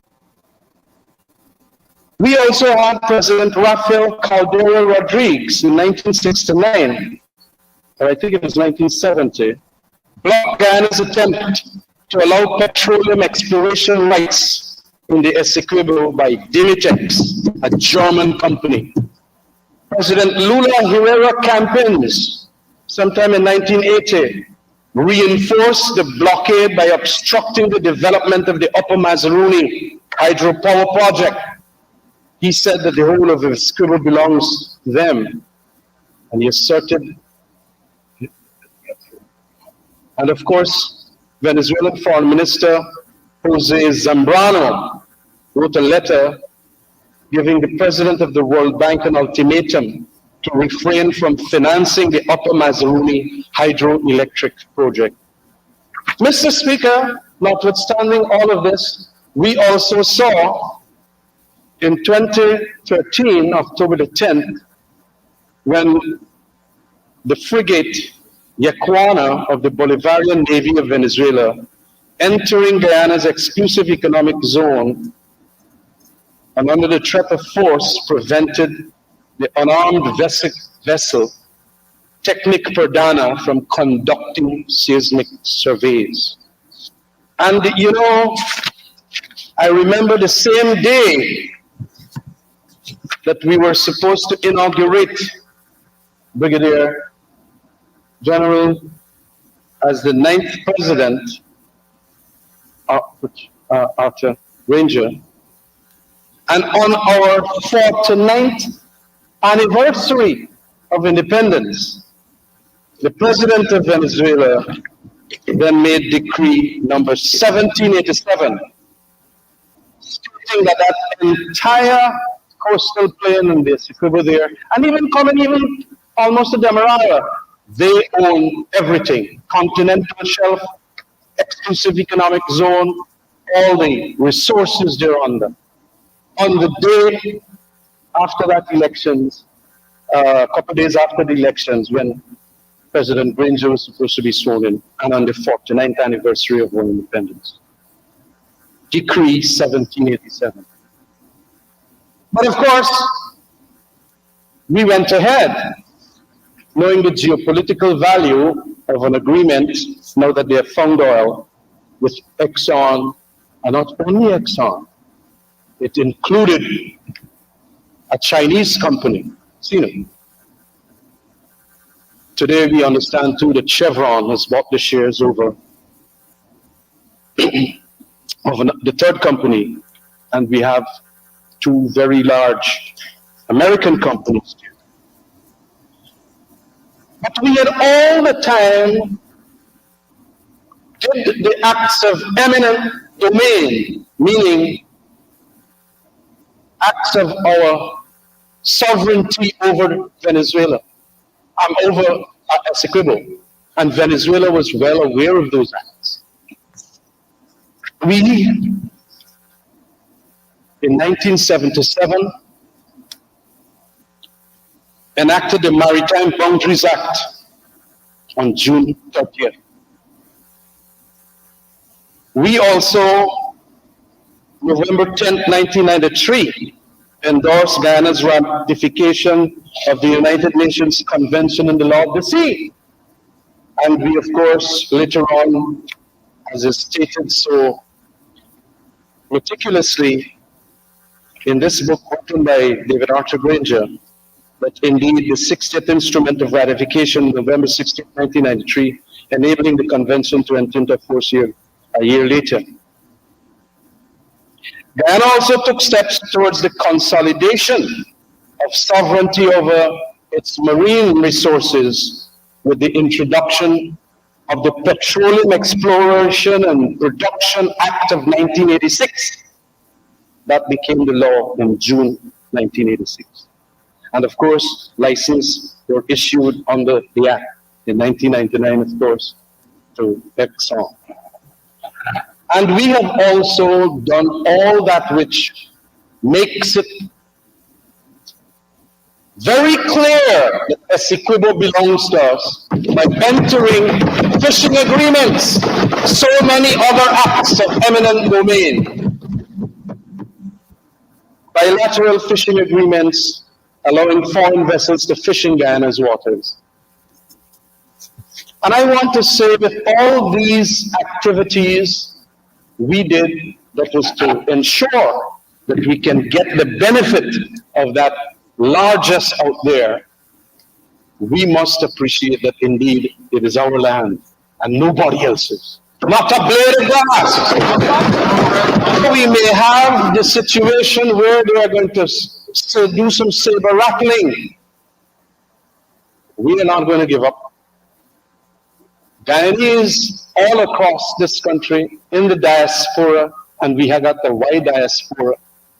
I understand we got some people from Alaska and so on. In Alaska. We are very, very clear and united in this issue. We must ensure that this bonanza that is Essequibo, that is ours, be exploited, and we must not have confrontation from our Western neighbors to any extent. We must see also the flourishing of Guyana, because the space must be allowed without any intervention from any dominant big player called Venezuela. Mr. Speaker, we are going to have a couple of speakers talking, and I don't want to repeat a number of the points that I understand that they will speak on. But I make the point that in this polarized world that we have, there is going to be, and even Mr. Daniel Jurgen talks about it in his book, there is going to be even bigger rivalries all across the globe, especially because of oil, energy, climate change, and so on, migration. And this deepening rivalry must be seen as not creating problems for small countries like us, who might very well now be pressured and forced to take sides with one of the big players. I want to enter that realm of talking about that just for a short moment. Deepening rivalry between, especially as we know that goes on right now, the big countries of the world, you could say Washington and Beijing, will expect certain players to support them and certain players to support the others is what the others might want. As you know, given this collision and in compatible perspectives that we might have, we'll have to combine as a small country Guyana, with all those players to ensure that we get maximum diplomatic support, if not more than diplomatic support, for the purposes of ensuring that Venezuela does not touch it. Sometimes these clashes at that higher end of the global order create grave quandaries for small countries like us. And of course, we are connected here in Guyana very closely to the USA. We are also connected culturally to China. So we must not feel any pressure to align with one side, knowing very well that there might be sides taken in relation to certain issues.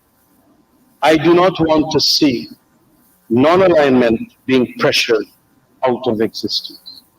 And so I hope that our government, with the support from the opposition, will ensure that the diplomatic work that is done meets that target of ensuring that we can get the support of everybody in the world on this matter. We are one step there almost, because we have done the international rule of law method, carry it to the ICJ. That's important. And we must adhere to our treaties. We must all adhere to the rule of law, international rule of law. We must adhere to territoriality as prescribed years, 200 years ago, 100 years ago, whatever, and so on. We must not make the Caribbean or this area a zone that will have conflict and confrontation. And so I urge, especially the diplomats and the diplomatic corps members that I see here today, that they do give their wholehearted support to Guyana in this cause. Thank you very much, Mr. Speaker. I commend the motion for full support by each and every parliamentarian here. Thank you very much. Mr. Speaker, members of this august body, permit me at the outset to thank and congratulate all the members of the opposition on their contribution. It will be remiss of me if I don't do the same thing for the government, so I do. Mr. Speaker, when this recent crisis with Venezuela began, I got a call from the president for a briefing on the issue. And I said to him at the time that he can be reassured that the opposition support the government on this issue of Guyana-Venezuela territorial controversy. Mr. Speaker, politically we have fought years. But one reality that we should be proud of is that throughout the history of our country, we have always been united on the Guyana-Venezuela territorial controversy. For us to even consider fighting over political power, we must first own our country.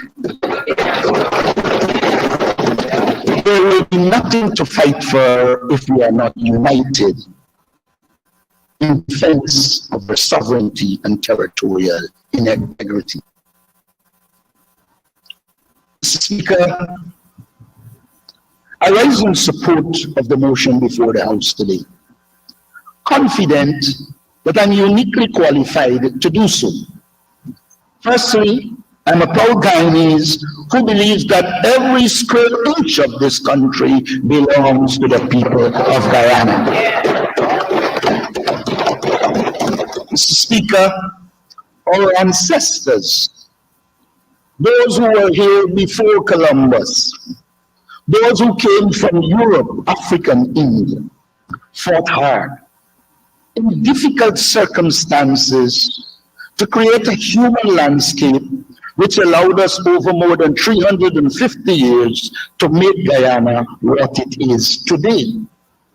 Secondly, I've also been a member of the Guyana Foreign Service and have been able to witness at first hand the constant aggression of Venezuela and how the instructions of the ministry and the rest of the government fashion a response at various times. But Mr. Speaker, we inherited this land. It is our inheritance, and we will do everything to protect that inheritance. Despite our difficulties, our differences, political and otherwise, we have fashioned a society that is politically dynamic, culturally rich, and with great economic potential. I can see that creating this country and society has not been an easy task.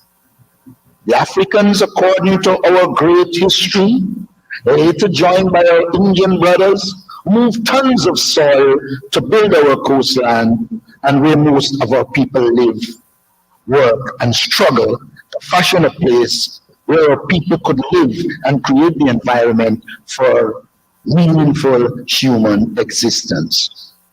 All of our people contributed to the creation of the emerging and emergent society, which saw the development of professionals, artists, cricketers, writers, dynamic entrepreneurs, celebrated scholars, and a people who have a reputation of being intellectually gifted. I do believe we have the intellectual capacity to take on Venezuela. All our people must benefit from our national patrimony. That's our reality. Mr. Speaker, as we develop, our people yearn for the freedom to build our own society and create our own destiny. As a people, it is not by accident our motto is one people, one nation, one destiny. It's a manifestation of our aspirations.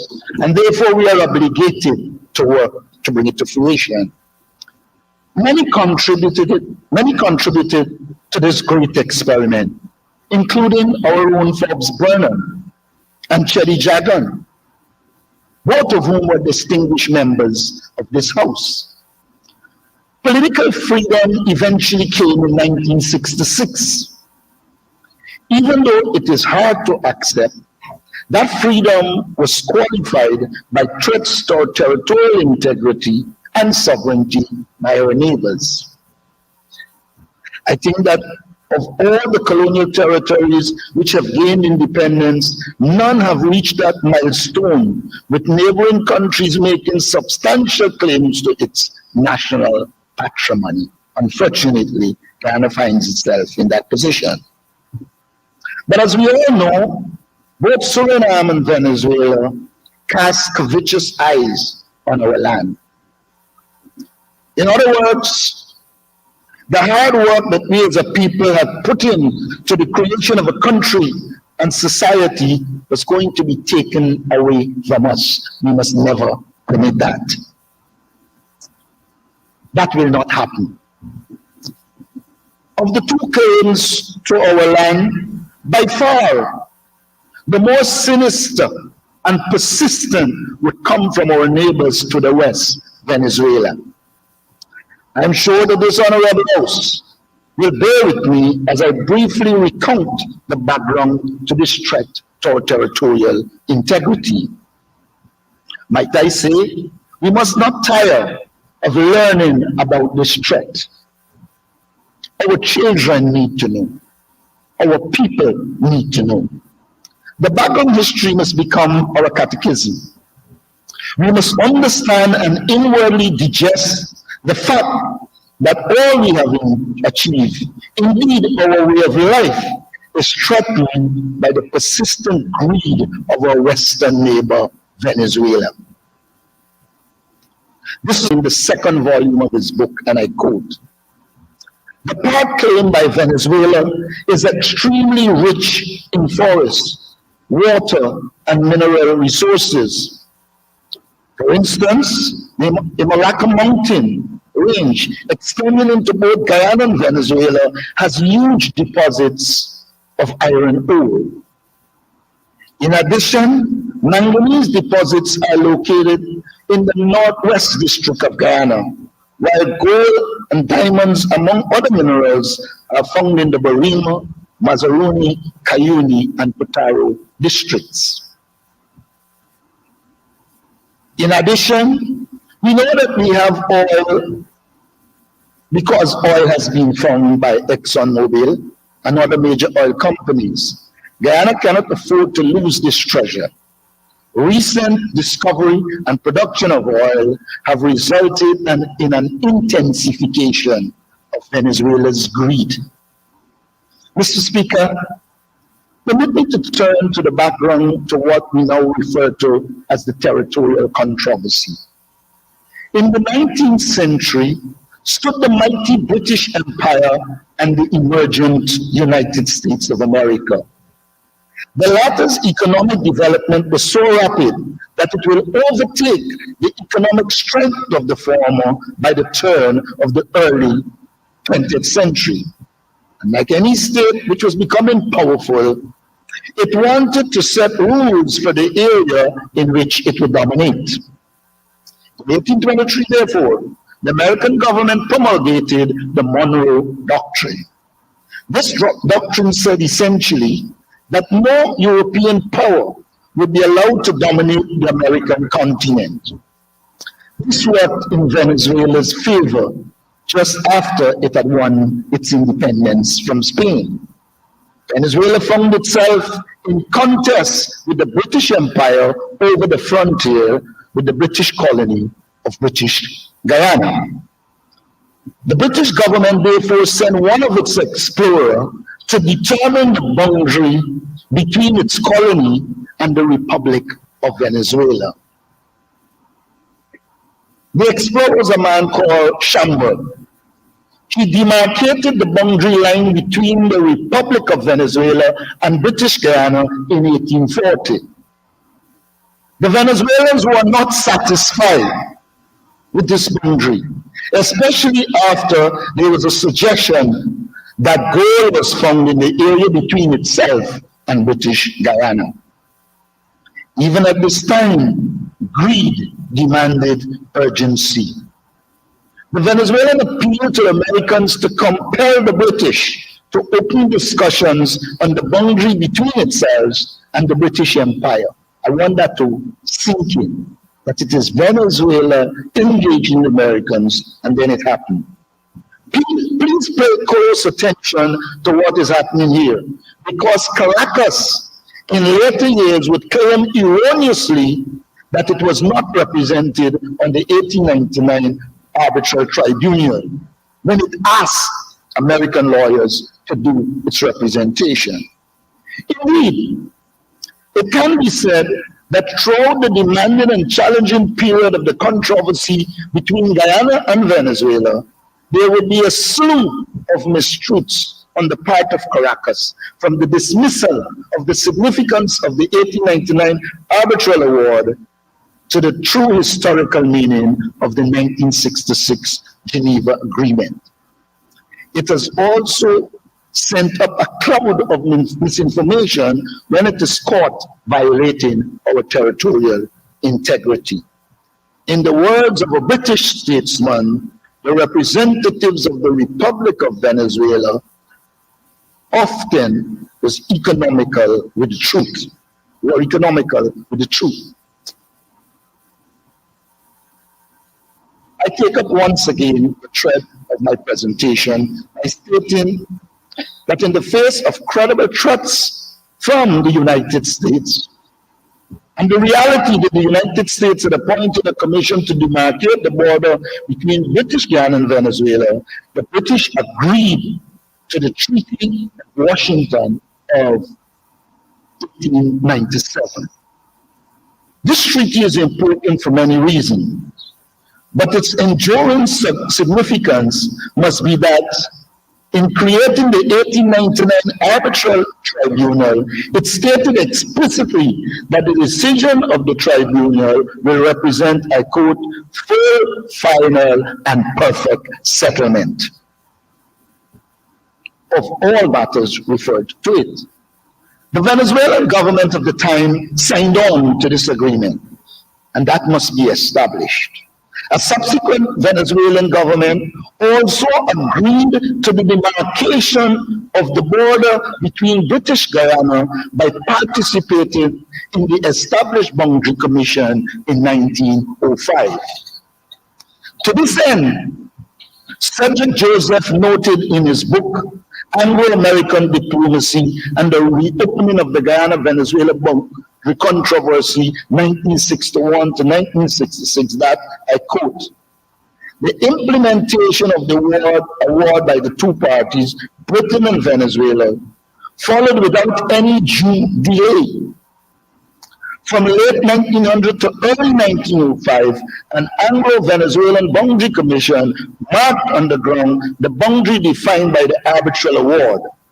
The Joint Commission identified the geographical position of 25 boundary markers, unquote. Caracas was to repudiate the 1899 award and the legitimacy of the border between our two countries without any justification. This is a matter of significance in the relations between our two countries. This refusal to honor agreements solemnly arrived at must warrant both study and condemnation. Let me say a few words about this disturbing behavior about an important state in the Latin America and Caribbean region. This refusal to honor agreements is likely to pose a serious threat to peace and stability of the Latin American and Caribbean region. Mr. Speaker, as a student of politics and international relations, I have been intrigued by Venezuela's almost casual disregard for international agreements as far as Guyana is concerned. I have therefore examined Venezuela's behavior over the decades, and I have come to the conclusion that its flouting of international norms and morals is a mechanism to facilitate its geopolitical ambitions. That Caracas has strategic ambitions in the Caribbean is beyond dispute. As early as 1955, it had proposed that certain Caribbean states should be handed over to it. Sometimes we forget that Venezuela said very early certain Caribbean states should be handed over. And in the mixed commission created by the 1966 Geneva Agreement, Venezuela proposed the joint development of the Essequibo. Is our population aware of this and its significance? Are some of our politicians aware of this? We cannot concede an inch to Venezuela. They have always come up with some backdoor means to get at our territory. We must see Venezuela as an adversary that wants our territory. We must remember that Venezuela always comes up with some scheme to get our territory. We have to be ever vigilant. Is it in this context I want to say to the Minister of Foreign Affairs that you close by suggesting that the ruling of the ICJ will end Venezuela's aggression. I want to caution, if one follows the history of Venezuela, that is not likely possible. In fact, if one looks at what is happening, one sees that Venezuela is preparing the pitch to be able to say, we accept it. So we have to now look at the options. We have to be careful not to create a false mood that Venezuela, that once the ruling comes, Venezuelan aggression will end. I just think it might take different forms. We cannot concede an inch to Venezuela. I repeat, we must see Venezuela as an adversary that wants our territory. We must remember that Venezuela always comes up with some scheme. I pause here to tell you what the late Prime Minister of Trinidad and Tobago and one of the world's greatest historians said in addressing the General Council of his party in 1976. Dr. Eric Williams said, and I quote, "This is an official proposal of the government of Venezuela for the joint development of the disputed region, which constituted in effect a total economic and cultural takeover of the disputed zone." Trinidad. Mr. Burnham, the late leader of our party, also a man of strategic insight, said at the Summit Conference of CARICOM states held in Jamaica in 1982 that the threat to Guyana represented a threat to the entire Caribbean community. I believe this is a message we must carry to the Caribbean community. He went on to say that if Guyana loses 5/8 of its territory, CARICOM would be greatly diminished. Lastly, and in this context, we must keep at the front of our minds that Venezuela has already taken over Bird Island, which was once owned by Dominica, and has made inroads into the Eastern Caribbean states through the mechanism of Petro-Caribbean. And economic largesse had made inroads into our support among these states. It is in this context I want to recommend to this House that the government should develop a proper system of sending envoys to engage these Caribbean leaders so that outside of the general CARICOM support, we can regain and maintain the support of their individual countries. It is critical. Only recently, a Caribbean politician called on Guyana and Venezuela to ensure that the Caribbean remains a zone of peace. I could not believe that. I could not believe that, honestly. I cannot accept that a Caribbean sister state will cast us in that kind of light. But they haven't said that. Are we to conclude that Guyana has threatened the territorial integrity and sovereignty of any state in the Caribbean? We never do. Have we issued decrees to take over another state's maritime space? We never did. Have we rejected the decisions of any international tribunal? We never did. It was Venezuela that did. And therefore, to say Guyana and Venezuela must ensure a zone of peace is classic impasse, because we have always maintained that there must be the peaceful resolution of this matter. And it is really disturbing that, I didn't call name, it is really disturbing that a Caribbean nation can say that and implicate Guyana, when Guyana basically lacked the means militarily to even conceptualize that approach, much just implement it. And so I think it is necessary that the opposition put on record that we disagree totally with that position.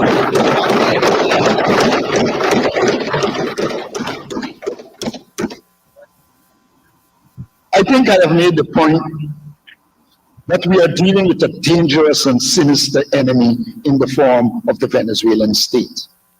And we will have to take measures not only to defend our territorial integrity and sovereignty, but also our place in the Latin America and Caribbean region. We need to take action to do that. Clearly, there is a need for a more robust and aggressive foreign policy vis-a-vis Latin America and the Caribbean. Mr. Speaker, I hope I have belabored the point that when states such as Venezuela do not fully honor agreements, and in time, tension ensues. And so if there's any tension in this part of the world, it has been created by the aggressiveness of Venezuela. But I cannot leave this part of my presentation without observing that Venezuela has proved to be nothing but a regional bully. And I say that, and will qualify it, a regional bully of small states.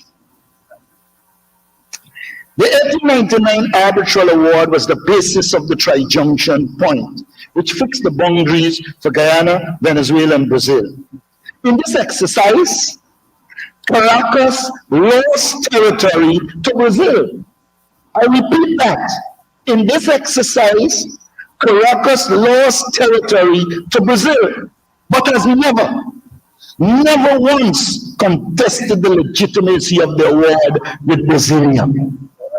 And that says to you that they're not only a regional bully, they are specifically targeting small states such as Guyana. It has done so with the smallest state of Guyana. It reminds me one of the Millennium Dialogues in the 5th century, where the great historian Thucydides made the Greeks say during the Peloponnesian War, tell the lowly Millennians that the powerful have the right to rule the weakest state. We say no. We say that our Western neighbor is mistaken in the belief that Guyana will succumb to its bullyism and its attempt to take over our land and its riches. We will not. We will never. Mr. Speaker, I want here to speak to the recapitalization of the Guyana Defense Force. We have always been a weak state. I don't think we can take on Venezuela. But it is very important that we keep a ready force that instills hope in our people. I remember in the 70s, we boasted of how we were better than them in jungle warfare. Let us not operate as if we can do nothing outside of diplomacy. We have to take every measure to deal with this issue. After having accepted the 1899 Arbitral Award and the legitimacy of the frontier between Guyana and itself, Venezuela suddenly decided in 1962 to overthrow it based on the infamous Malé-Provo Memorandum. Venezuela made its claim at the UN. We must pay careful attention. Venezuela made its claim at the UN, and the British government, to allow the principle of justice to prevail, agreed to a re-examination of the document in relation to the territorial controversy for Caracas to have the opportunity to prove the nullity of the 1899 Arbitral Award. I want us to understand what is happening here. Went to the UN, and the UN indicated that they must be able to prove it. Of course, you know, they never did, and will never ever be able to.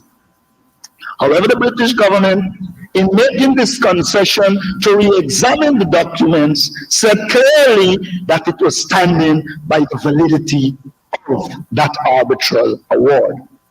What that means is that our border with Venezuela was settled by the Arbitral Award of 1899, and there is no border dispute. There is no border dispute. And that a controversy emerged based on the Malé-Provo spurious claim that there was a deal that caused Venezuela to lose territory. It is very important for us to understand that. And that is why I feel offended when I hear people talking about Guyana, Venezuela, border problem and border dispute. There isn't any dispute over a border. It was settled. There's a controversy that emerged over the Malay-Provo claim. Until this day, nothing was proved. Mr. Speaker, it is useful to note here the language used in Article 1 of the Geneva Agreement, and I quote, "A mixed commission shall be established with the task of seeking satisfactory solutions for the practical settlement of the controversy." No border dispute of the controversy between Venezuela and the United Kingdom, which has arisen as a result of the contention that the arbitral award of 1899 about the frontiers between British Guyana and Venezuela is null and void, unquote. I think we need to let all our children know that we do not have a border dispute with Venezuela. Our borders were settled. And in the interest of justice, the British agreed at the UN to reopen it for the facts to be produced.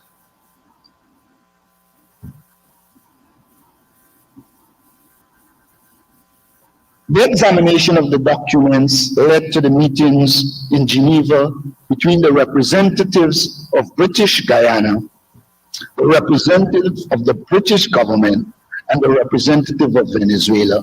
They met for a two-day conference on February 16th and 17th, 1966.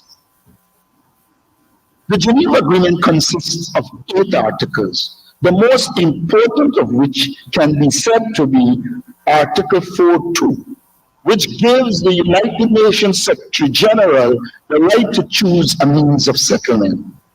Also, it created the Mixed Commission, which met for 4 years until 1970.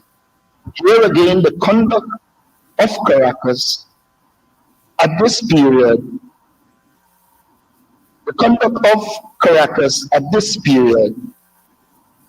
was one in extremely bad taste. We see Venezuela talking about the settlement should come from the Geneva Agreement. We should be saying to Venezuela that we are at the International Court of Justice. It's as a result of the Geneva Agreement. The Mixed Commission gave the Venezuelan government the opportunity to prove the nullity of the 1899 award. It never did, and it cannot. Instead, it made claims to the Essequibo and proposed its joint development. Venezuela did more than this. It displayed naked aggression, even as the Commission met, by seizing the eastern half of Ancolo Island, which belonged to Guyana, and fostered the Rupoloni Rebellion of 1969. This created great difficulties for the newly independent Guyana. But I say to you, in every negative, there is always a positive. Venezuela's aggression steeled this nation and made us more hardened and more experienced to take on the challenges of national development, and skillful at honing the available diplomatic and national security instruments for the survival of this nation. This opportunity is taken to record our appreciation of all those who played a role in laying the foundation and developing a diplomatic and national security framework to protect our interests and our sovereignty. Mr. Speaker, too regularly, we do not put in our records many of the people who contributed. We have heard of Bernard. We have heard of Dr. Jagan. All of them have contributed. But I wanted to say special thanks to these people. So Sridhar Ramphal, Fred Wills, Hamilton Green, Rashli Jackson, David Granger, who contributed both as diplomat and soldier, Carl Greenwich, Clement Rudy, Barclay Scotland, Ralph and Boise Van Curran, Lloyd Sewell, Winston Murray, Rudy Ancinelli, Ronald Austin Sr., Rudy Collins, Tyrone Ferguson, and the one who probably would have written the most, Cedric Joseph.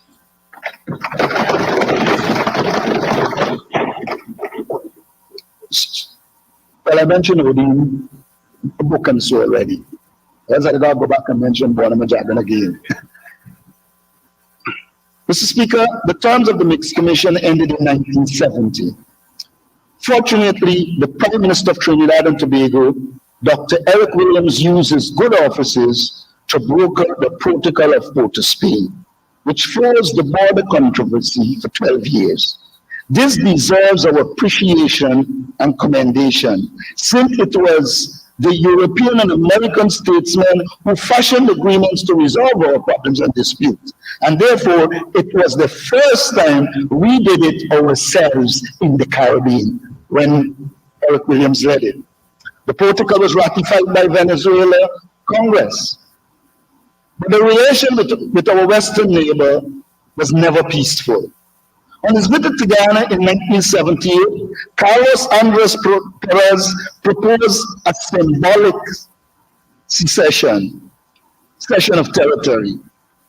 Venezuela, but this was firmly rejected by Guyana under Forbes Burnham.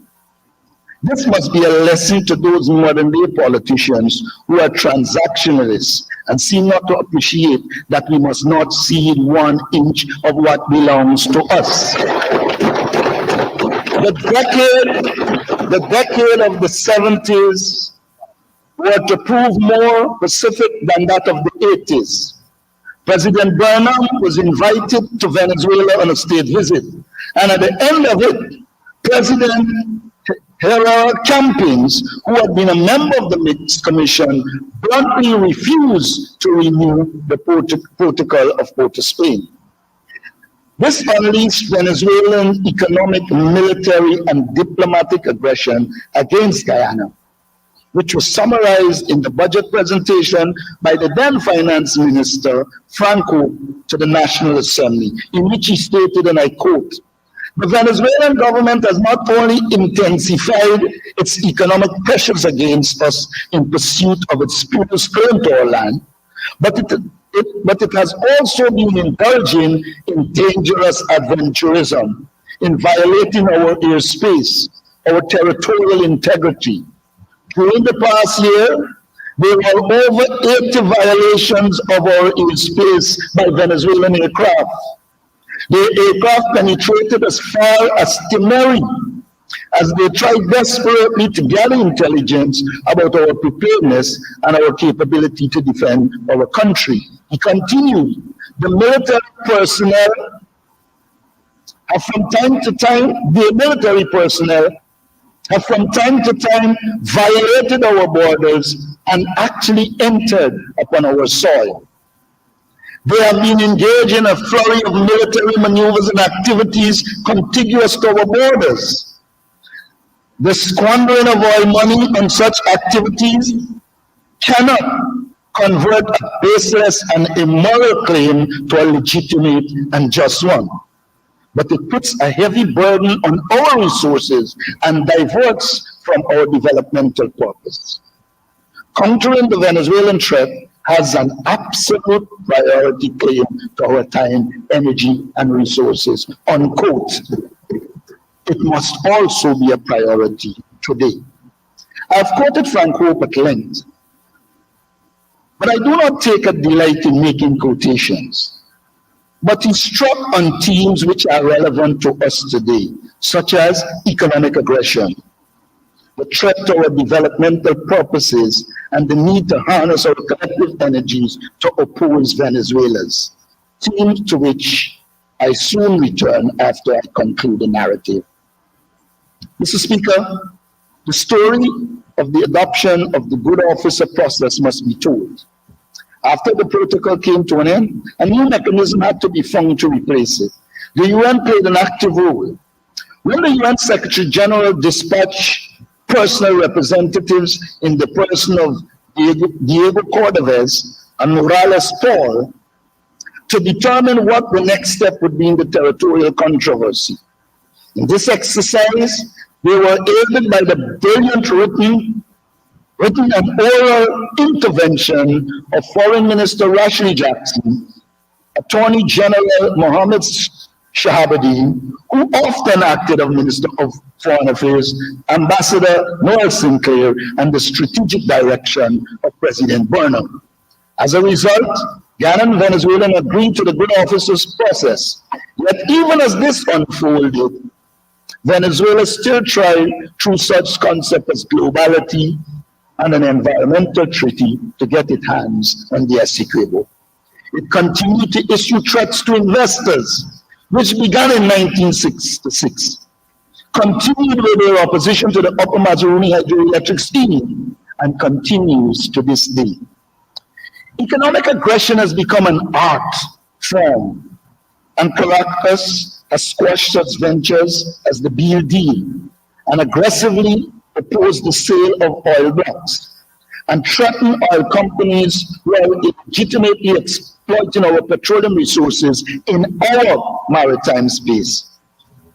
But as Mr. Hope had warned, we will have to devote our energies towards defending our nation and preventing a disruption of our developmental process. I believe all of those are valid today. It was recognized that after approximately 26 years, despite the excellent efforts of the good officers and facilitators and the enhanced good officer process, no solution has been found to the territorial controversy, which has been a bugbear to our national development. In this circumstance, there was no other sensible option than to request the United Nations Secretary General to refer the matter to the International Court of Justice. The nation knows that the UN Secretary General acceded to this request, and the matter is now before the World Court. Mr. Speaker, I said before that Venezuela does not honor international agreements solemnly arrived at. I add to this its disregard for international institutions. It has now added the ICJ to that. Having agreed to the referral of the territorial controversy to the ICJ, it embarked on its obstructive tactics. At first, it signaled its intention not to be involved in the judicial process. And then it claimed that the ICJ had no jurisdiction to hear the case involving the validity of the 1899 award. The ICJ did rule on the 18th of December 2022 that it had such jurisdiction. In a quandary, Caracas then filed a preliminary objections to the ICJ proceedings to dealing with the merits of the case. Success did not attend those efforts either. We have arrived at the point where Venezuela, through the device of a referendum, is seeking to make a naked attempt to annex the Essequibo. This is a dangerous moment in our history. We must be united in the face of this new phase of aggression. I do not think this will be an aggression as in the past. President Maduro is in the coils of sharp economic problems, which has led to the exodus of thousands of citizens, and thus the decline of his economy and his popularity in Venezuela. The referendum and the mobilizing of troops on our border by Maduro administration is an attempt to regain popularity and appease a volatile people and end the apparent erosion among his political bases. This is a dangerous game. What happens if Maduro gets the yes vote, which he and his top officials are campaigning for? What does he do before or after he wins the election next year? He might decide to take direct military action using a potential fifth column in our midst. Whatever happens in this neighboring state, we must be prepared. This opportunity must be taken to condemn the attempt by Venezuela to withdraw from the judicial process under the guise of a referendum. The peaceful settlement of the controversy demands that Venezuela adhere to international law and morals. Permit me to also register our support for the decision to approach the ICJ for provisional measures against the convening of that sinister referendum. I should inform the House that the President did engage me, and I quietly gave him a written document supporting these measures. We now publicly support it here. A central theme in the narrative I just outlined is the unity Guyana has shown over the years. That unity has often been expressed in parliamentary committees, and it may be right and appropriate to single out those Guyanese who supported this nation at a critical moment of its history by serving on those committees. I refer to such men as Boise Ramkaran, Marcellus Fielden Singh, and our own Kamiram Sulup, among others. I am also not above praising the PPP for steadfast but sometimes qualified support on the border controversy. On this we have done well as a nation. Now we must summon the will and steel ourselves for yet another challenge from Venezuela. I offer the coalition support for this resolution. We have already taken steps to prove our seriousness in this matter by issuing a joint statement with the government, a statement which we carefully crafted. We have a caveat. It is, we urge the government to put the question of the education of this population on this matter on a permanent basis. We believe that there has to be continuous permanent education as it relates to this matter. The territorial controversy must be in our schools, studied by our academics at the university, must be part of the discussion of the trade unions, NGOs, the private sector, and with every segment of our society, regardless of which political party is in power. In this regard, we wish to recommend the formation of a non-partisan and non-political commission on which experts can sit and offer recommendation on this vital question.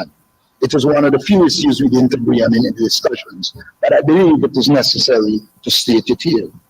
The handiwork of the state and society we have fashioned over many long years must endure. In the 1980s, Dr. Ptolemy Reed, the then Prime Minister who was born in the Essequibo, stood before the podium of the United Nations and declared that if Venezuela had its way, he would become a refugee in his own land. Dr. Reed is not alone in this. If Caracas has its way with our land, we will become refugees of one kind or another. Now is the time to reject Venezuela's claim to our land and declare once more that the 1899 arbitral award is valid. And it defined our border with Venezuela. And that this has been recognized by all appropriate international organizations, including the United Nations. We also believe that the restatement to our commitment to the sanctity of treaties, the peaceful resolution of dispute between states, and the peaceful development of nations will be in order on this occasion. I also wish to add my voice to Manza's contribution and voice dealing on the question of migrants. We do believe that there is need for a structured system for us to deal with migrants so that they do not become a burden to us. And I will ask the government to make a commitment that Guyana comes first and that no migrant who isn't entitled to a birth certificate and citizenship, we must ensure that they do not get it. That will be a great signal of our unity. I recommend a halting of documents to Venezuelans, and let us put a proper register and system to evaluate each applicant, screen and monitor their activities. It will be naive of us to believe that Venezuela will not send its agents into Guyana. Mr. Speaker, it will be remiss of me if I take my seat without thanking and praising those governments and organizations which have come out in support of our territorial integrity and sovereignty. It is particularly comforting to have the EU states, the US, CARIC and the OAS stating their commitment to a peaceful resolution of the territorial controversy. And it would be equally remiss in my duty if I did not at the same time praise the Guyana Defense Force, the Guyana Police Force, and all Guyanese who have over the years offered their services and worked with the government of Guyana to oppose Venezuela aggression against our state. I mean every soldier, every constable, those who might have stood a lonely guard at Ittering Dam, and those who might have had to make sacrifices to serve. We should respect them and honor their sacrifices. For those who went to Ittering Dam, they will know it cannot be an easy thing spending life there. And so these ordinary soldiers, these ordinary policemen deserve our support and our commendation. The nation must thank them. I also must not forget the Ministry of Foreign Affairs, which over the duration of our history has worked sometimes beyond the call of duty to defend this country of ours. Mr. Speaker, before I close, there are 2 points I want to make. The resolution is clear, and I want to read. In 4 it says, supports the government in its pursuit to ensure a peaceful and lawful resolution of the controversy before the International Court of Justice and reject the proposal to return to any form of dialogue with Venezuela on the controversy outside of the process before the court. I raise this because I raised with my good friend and villager, the Prime Minister, that I don't think it is appropriate for us to say we will have no dialogue with Venezuela. This language was carved to establish that we will not dialogue on the Guyana-Venezuela territorial controversy, which is before. But as people running a government, you can never close the door totally. So,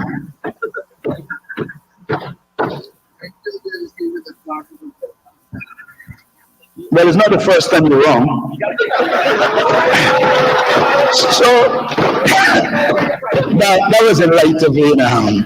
So, Mr. Speaker, I think it is our task to rally all Guyanese in support of this country. But I would not be truthful to myself if I say I believe the government is doing everything necessary. I think there is need for more action. I think there is need for more public education. I think there is need for the more involvement of our people. Our people will only be with us if we involve them. And so I want to stress that. And to conclude by saying, you have, the government has, the people of Guyana have our full support for this resolution as I close by saying every inch of this territory belongs to us, and I do believe we will make the reality of Dave Martin's song not one blade of grass. Thank you.